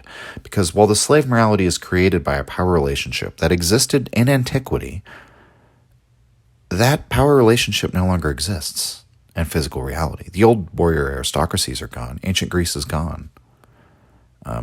Those types of societies, to the extent they may exist at all today, like a warrior aristocracy society, I mean, where does that exist today? In the form of maybe tribal cultures or uncontacted peoples, you might say? Christianity, which for Nietzsche is the epitome of the slave morality, overthrew the Roman Empire, which was governed by the master morality. And it did so not by using physical force, but by the mimetic transmission of ideas. So the societies born in the aftermath of Rome end up being a union of both master and slave moralities.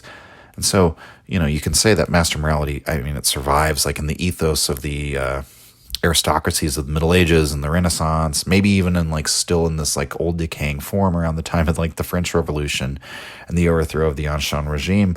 But that's a waning power, and it doesn't exist in any pure form anymore. There's this religion of Christianity, which is also pervasive in Europe, spreads to every corner of it, takes immense institutional power for itself, and wields this power, this social power, over the European psyche. And so now, by Nietzsche's time, the master morality has all but died out. The power relationship doesn't exist anymore.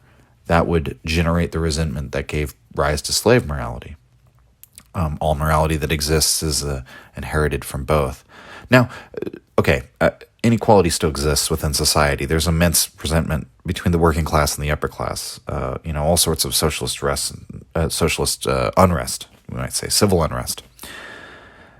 And so on and so forth. I'm not saying that Nietzsche didn't believe resentment was still being generated within modern life. What I'm saying is that the creativity of the resentment that gave birth to Christianity, their creation of values, is something that was born out of a social reality that existed at one time but is now long gone. And yet those Christian values still exist. And so in the case of Christianity, we might look to its war on the body, its war on bodily impulses and passions. Which in sort of a broader symbolical sense, we can say condemnation of worldly ambition, celebration of weakness, all of these things. Let the body starve, all the aesthetic values of the priests of totally denigrating the body as just the sinful flesh, right? These are memes. They're mimetic, transmitted ideas about our relationship to our own bodies that are born out of a resentment so this is Nietzsche's assessment of where Christianity came from, right? That is all born out of a resentment for a social order that no longer exists. And thus, these memes of Christianity may no longer be appropriate. But cultural ideas can long outlive the material conditions that gave birth to them. They can exist in minds over long generations. And while resentment can certainly be generated today, it's hard to deny it, right? It obviously is. But the products of resentment that became creative, the values that are created, the myths that are created, these persist. And just because the thing that was causing that resentment is gone doesn't mean that the resentment itself is gone, right? Once it's been created, once it's become creative itself. And so to bring this all back around to what we're talking about, Nietzsche's critique of modernity involves this idea of the inherent sickness of modern ideas. Modernity is the product of sick memes spreading and becoming terminal in our society. Modernity evidences all the signs of what we might call like a late-stage civilization in Nietzsche's eyes. Insofar as it clings to ideas that no longer hold usefulness. The inhabitants live for pleasure and for self-preservation. There's an explosion of productivity in the arts and sciences, and yet a decline of vitality overall, a decline in culture overall. And so, rather than identifying Wagner as the cultural hero to be here, he identifies Wagner in this essay as the very essence of modernity. Why? Wagner lives on the edge of creation and destruction, as all men do, or all great men do, during the twilight of civilization, but ultimately, Wagner, if he's on the edge of creation and destruction, right, he falls off onto the side of the modern man.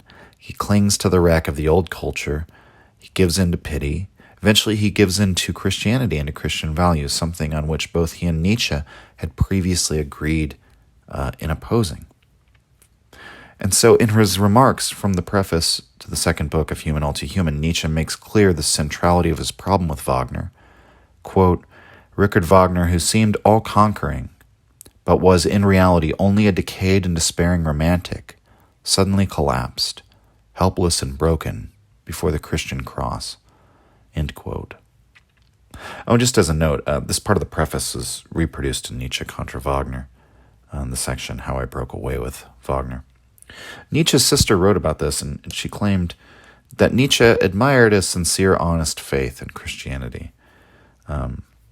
I think that claim of Elizabeth's is certainly open to debate, but what she argues is that Nietzsche had a hard time believing that the atheistic man that he'd first met in Leipzig and spent so many hours discoursing with about metaphysics and philosophy and Schopenhauer's ideas and so on, all their time they spent together at Tribschen. Nietzsche just had a hard time believing that this Wagner had genuinely converted to Christianity. His suspicion was that the influence of the audience of Wagnerites had pushed Wagner to associate himself with Christianity and a sort of a revival of Christianity. And the key moment here is, of course, the opera Parsifal, a story with Christian themes of martyrdom and resurrection.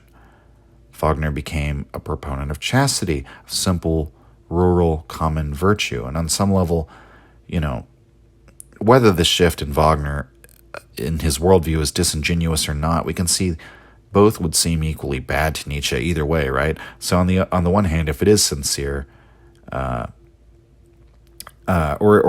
like we'll say if it is insincere, as Nietzsche's sister says, and Nietzsche didn't feel that Wagner's Christianity was genuine, then that means Wagner's a fraud, right? So that's not good. But if, as Nietzsche's preface here suggests, Wagner did actually collapse before the Christian cross, right? We can see why Nietzsche wouldn't respect that either. I mean, and people do get more religious as they get older. There's a certain appeal to religions that are about, salvation and eternal life and healing of suffering when you're getting old. It's starting to stare down the inevitability of death, and, you have little to look forward to in your future. You're going to see more attraction in something like Christianity.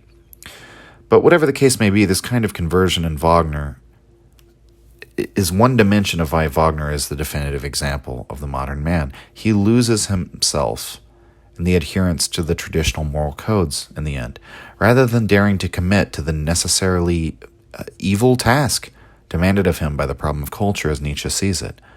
And so Wagner is the essence of modernity in this way because he loses himself in the moral demands of the crowd. He chooses contentment of the soul over a truly subversive revivification of pagan values. Instead, he retcons those pagan values to be about Christianity, which Christians have been doing since there's been Christianity, right? And so rather than actually being honest about what those pagan values were and actually trying to reintegrate them, which, as Nietzsche says, that these are values that are natural, healthier, also more evil. Maybe I can explain this critique of Wagner another way. Remember what Christianity is for Nietzsche, insofar as Christianity rejects the physical world, rejects good in a physical or embodied sense. Because again, I guess it's good I just brought up the master and slave morality, because it helps illustrate that point. The good for the Christian is the world beyond. The good is God. God is the one thing that is eternal and permanent, a true essence. So communion with this is immortality and the transcendence of the world of becoming and desire.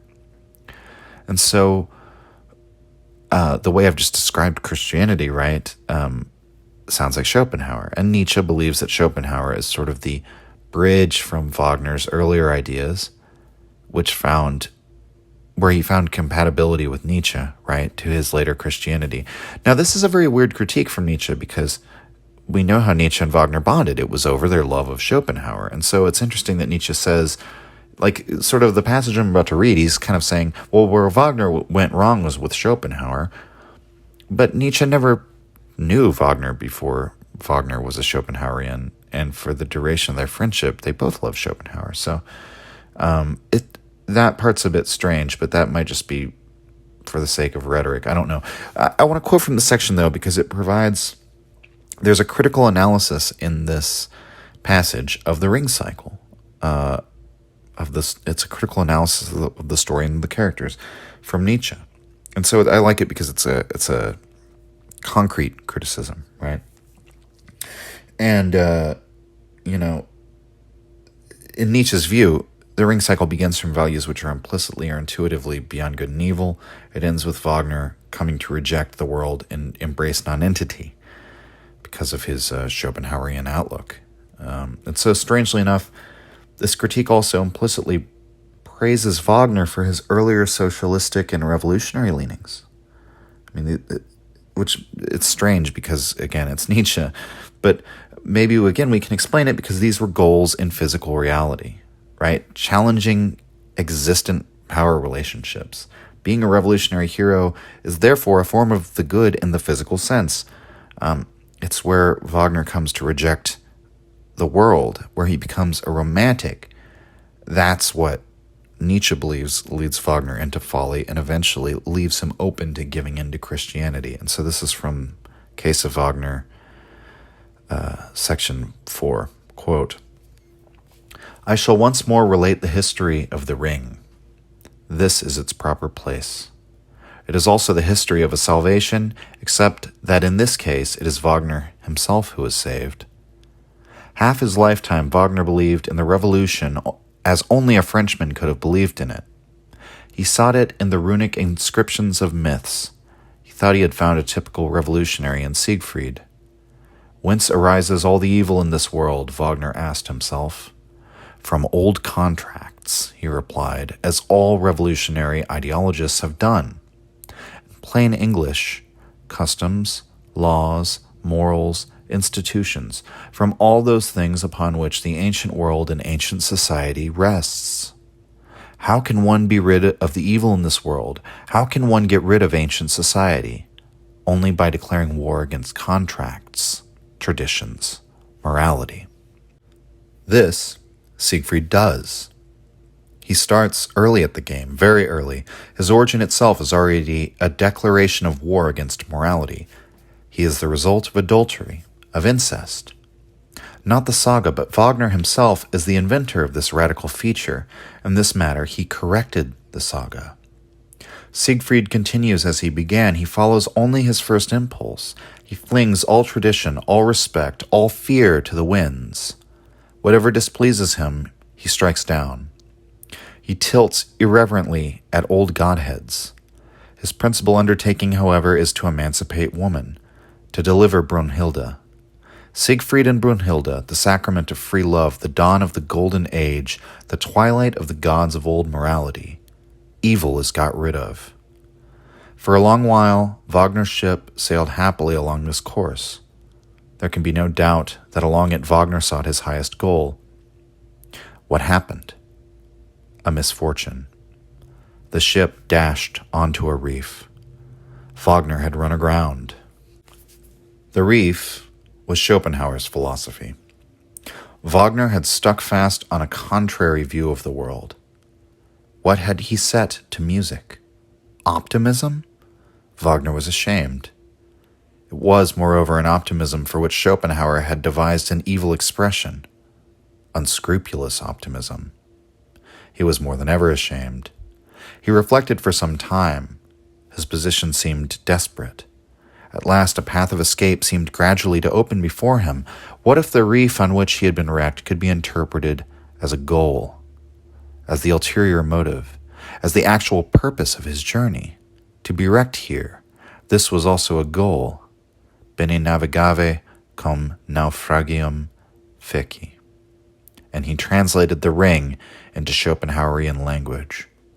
Everything goes wrong. Everything goes to rack and ruin. The new world is just as bad as the old one. Non-entity, the Indian Circe, beckons. Broomhilda, who, according to the old plan, had to retire with a song in honor of free love, consoling the world with the hope of a socialistic utopia in which all will be well, now gets something else to do. She must first study Schopenhauer.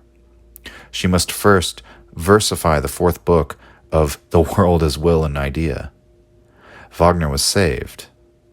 Joking apart, this was a salvation. The service which Wagner owes to Schopenhauer is incalculable. It was the philosopher of decadence who allowed the artist of decadence to find himself. End quote.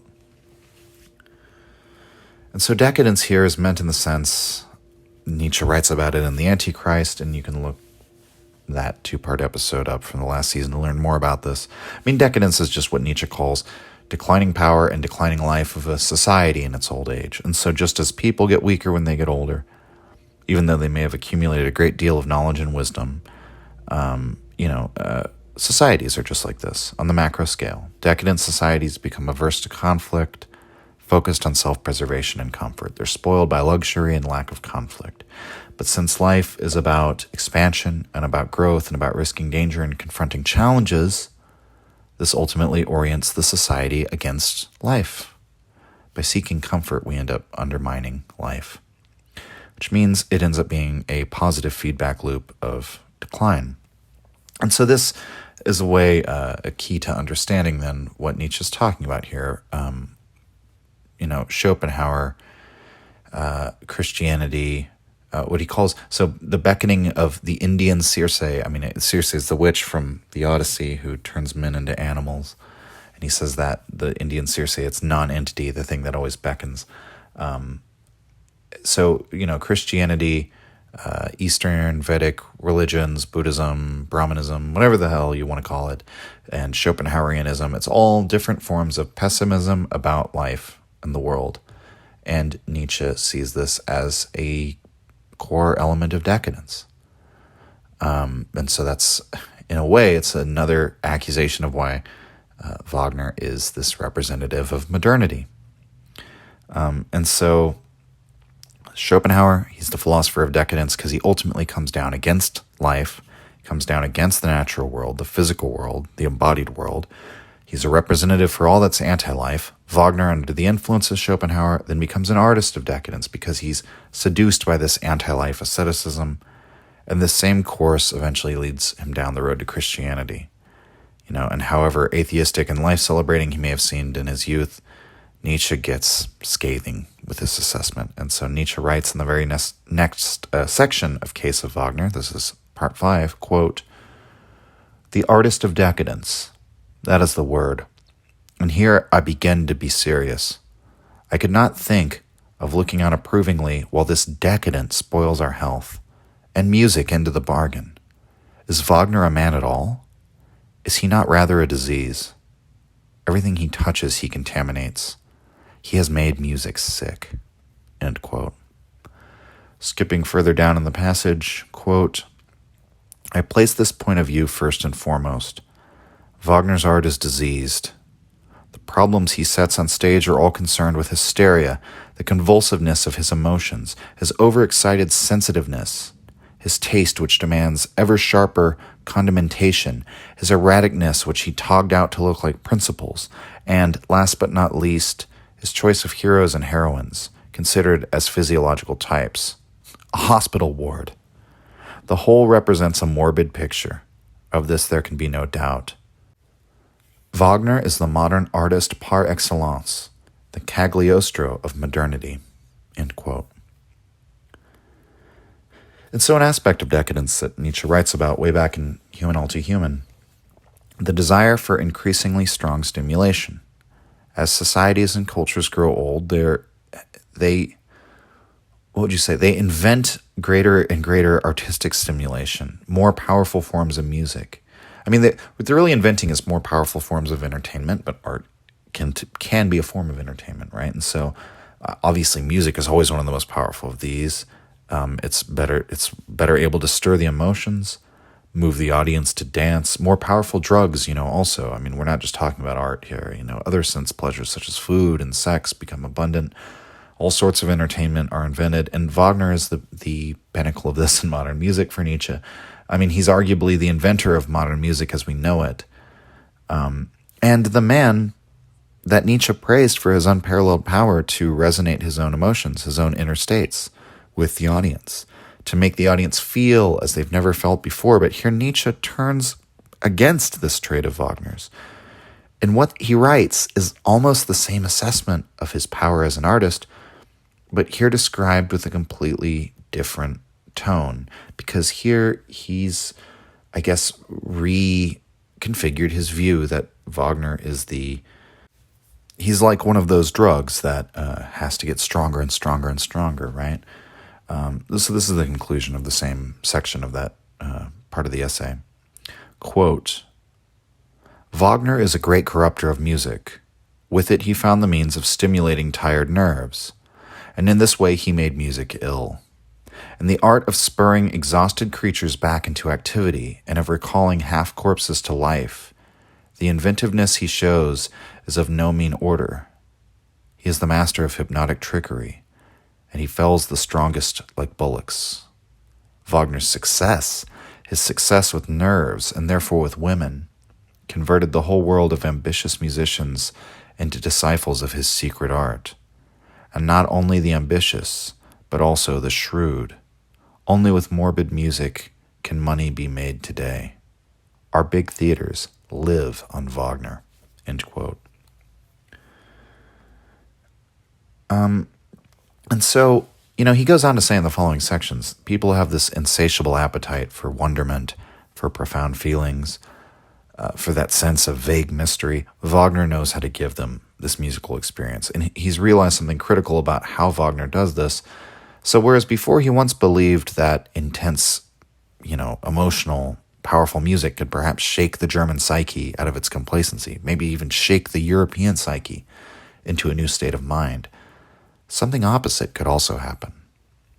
What if that music that's able to do that becomes just one of those same pleasures, momentary pleasures that people indulge in as a form of entertainment that only appears to delve into the depths? It's like that's the intention of it. Shake people to the core, spur them on to delve into the depths. What if that experience of being shaken to your core just becomes another, in actuality, it doesn't actually end up addressing itself to the impersonal or nourish the soul. It just becomes another one of those personal, fleeting, momentary pleasures. So he writes in section 6, quote, "Never let us acknowledge that music may be a recreation, that it may enliven, that it may give pleasure. Never let us give pleasure. We shall be lost if people once again think of music hedonistically." End quote. Now Nietzsche, I don't think he's not just being a killjoy and saying that he doesn't want music to give pleasure. He's using the term pleasure in a specific sense here, not in the sense of eudaimonia or a sense of personal satisfaction with one's character or anything like that. He means pleasure in the state of, the stimulation, contentless good feelings, right? And so Nietzsche, we may suppose at some point, begins to realize that where he had perceived Wagner as a tragedian, as a composer of these works that had a sense for the tragic, as Nietzsche wrote about it, Now he no longer believes that to be the inner character of Wagner, because he thinks that deep down Wagner didn't really celebrate tragedy as the Greeks did, meaning a confrontation with or an embrace of the suffering of life as a means of affirming life.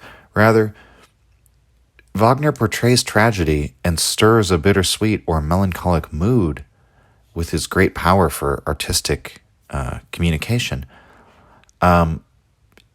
Here he charges it's because of an inner feeling of pity, so which would sort of track with what everything else he said about Wagner. But he writes in part 6, slightly abridged, quote, "I dislike all music which aspires to nothing higher than to convince the nerves. But apart from the Wagner who paints frescoes and practices magnetism, there's yet another Wagner who hoards small treasures. Our greatest melancholic in music, full of side glances, loving speeches, and words of comfort, in which no one ever forestalled him. The tone master of melancholy and drowsy happiness. Wagner had the virtue of decadence. Pity." End quote.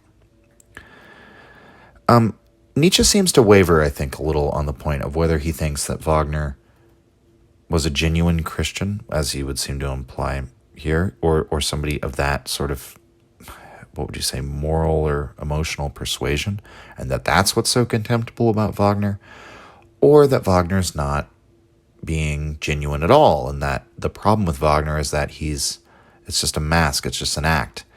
And the continuing theme of the rest of the work is the allegation that Wagner is, at his heart, an actor, which would seem to validate, at least to some degree, Elizabeth's accusation that Wagner's not entirely genuine, that perhaps what lay beneath the surface presentation that Wagner showed to the world was not a true cultural hero, simply a man acting out of self-interest. That what's really motivating him, if none of his art is genuine, would have to simply be fame and fortune. He's just driven by the power that he possesses, the power for artistry. And so Nietzsche's allegation, for instance, in section 9 of the essay is as follows, quote, "Wagner is, above all, an actor.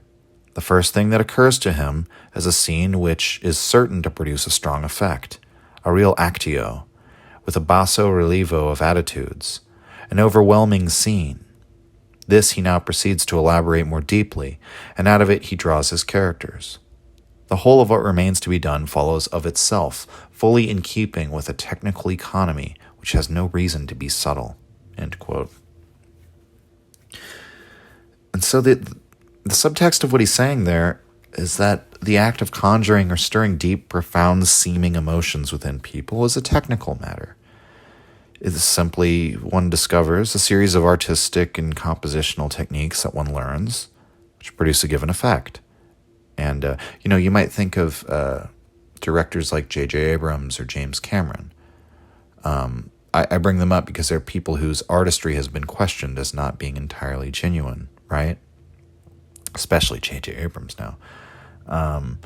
But they're really good at playing at the heartstrings. I would actually say that's almost indisputable now with J.J. Abrams, that he's like an empty vessel of a man who doesn't have any artistic vision or anything he really wants to say artistically.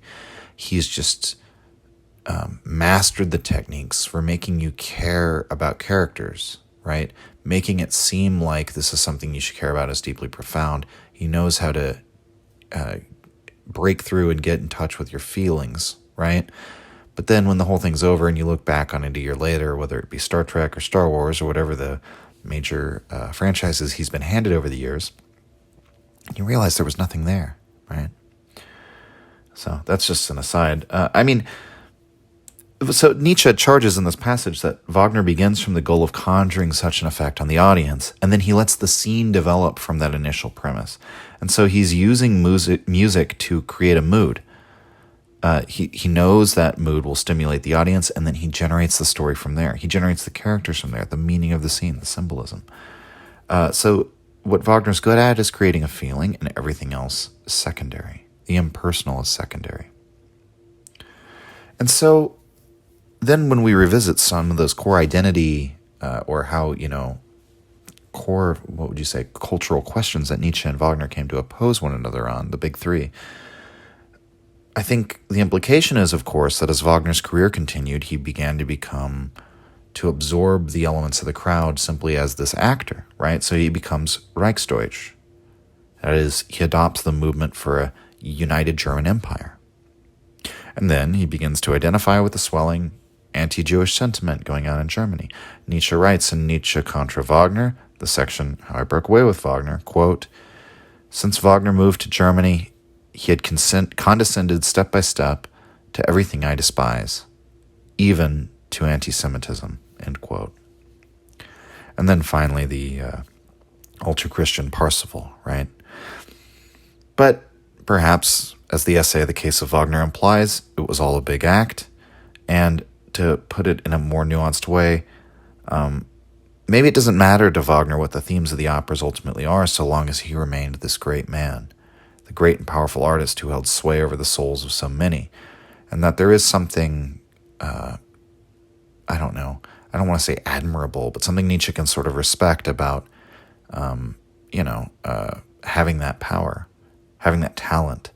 But then Wagner is sort of willing to debase himself in whatever way, perhaps even to the point of believing in the debased ideas himself, coming to believe in them, in order to be that great artist in this time of modern decadence. So that's sort of Nietzsche's charge, and that's why he concludes The Case of Wagner with this section, before that handful of postscripts that he appends to the end. So this is the ending of the essay, aphorism number 12, quote, "This view, that our actors have become more worthy of respect than heretofore, does not imply that I believe them to have become less dangerous. But who is in any doubt as to what I want, as to what the three requisitions are concerning which my wrath and my care and love of art have made me open my mouth on this occasion? That the stage should not become master of the arts, that the actor should not become the corrupter of the genuine, that music should not become an art of lying," end quote. And again, this is scathing. I mean, really in the implications too, because one can infer that's what Nietzsche thinks Wagner has done with music. His ego was such he allowed music to become an art of lying, perhaps even fooled himself. And now he's made music sick. And Wagner's music now dominates German culture. And it's just another hedonistic indulgence. It's another form of superficial entertainment. It doesn't transform the culture, but it just simply recapitulates to it. And so Wagner's art, in the end, loses itself. It actually worsens the conditions of society rather than betters it. I'd originally planned on talking about the eventual socio-political effect that Wagner had on Germany, to put it in understated terms. But in the decades to come, as many of you know, Wagner may have helped. May have been one of the influences that led to the Nazi Party. I mean, Wagnerianism is one of the components alongside, you have like the Völkisch movement. There's like fascism rising throughout Europe, and then like weird strains of esotericism and mysticism. These all sort of combine to form the ideology of Adolf Hitler. And while Nietzsche has often been tarred with giving rise to the Nazis, as Walter Kaufmann has argued, Nietzsche's ideas were only distributed during that time in an edited, Bowdlerized form, cleansed of any offending ideas to the regime. So one critic of Nietzsche's that Kaufmann addresses, wondered, he wrote, like, I wonder whether 50 Wagners could have done the damage that Nietzsche did, in bringing forth the Third Reich. Kaufmann's retort is that Hitler knew about 50 times as much about Wagner as he did about Nietzsche, and Wagner's essays didn't have to be expurgated before appearing in the Reich schools.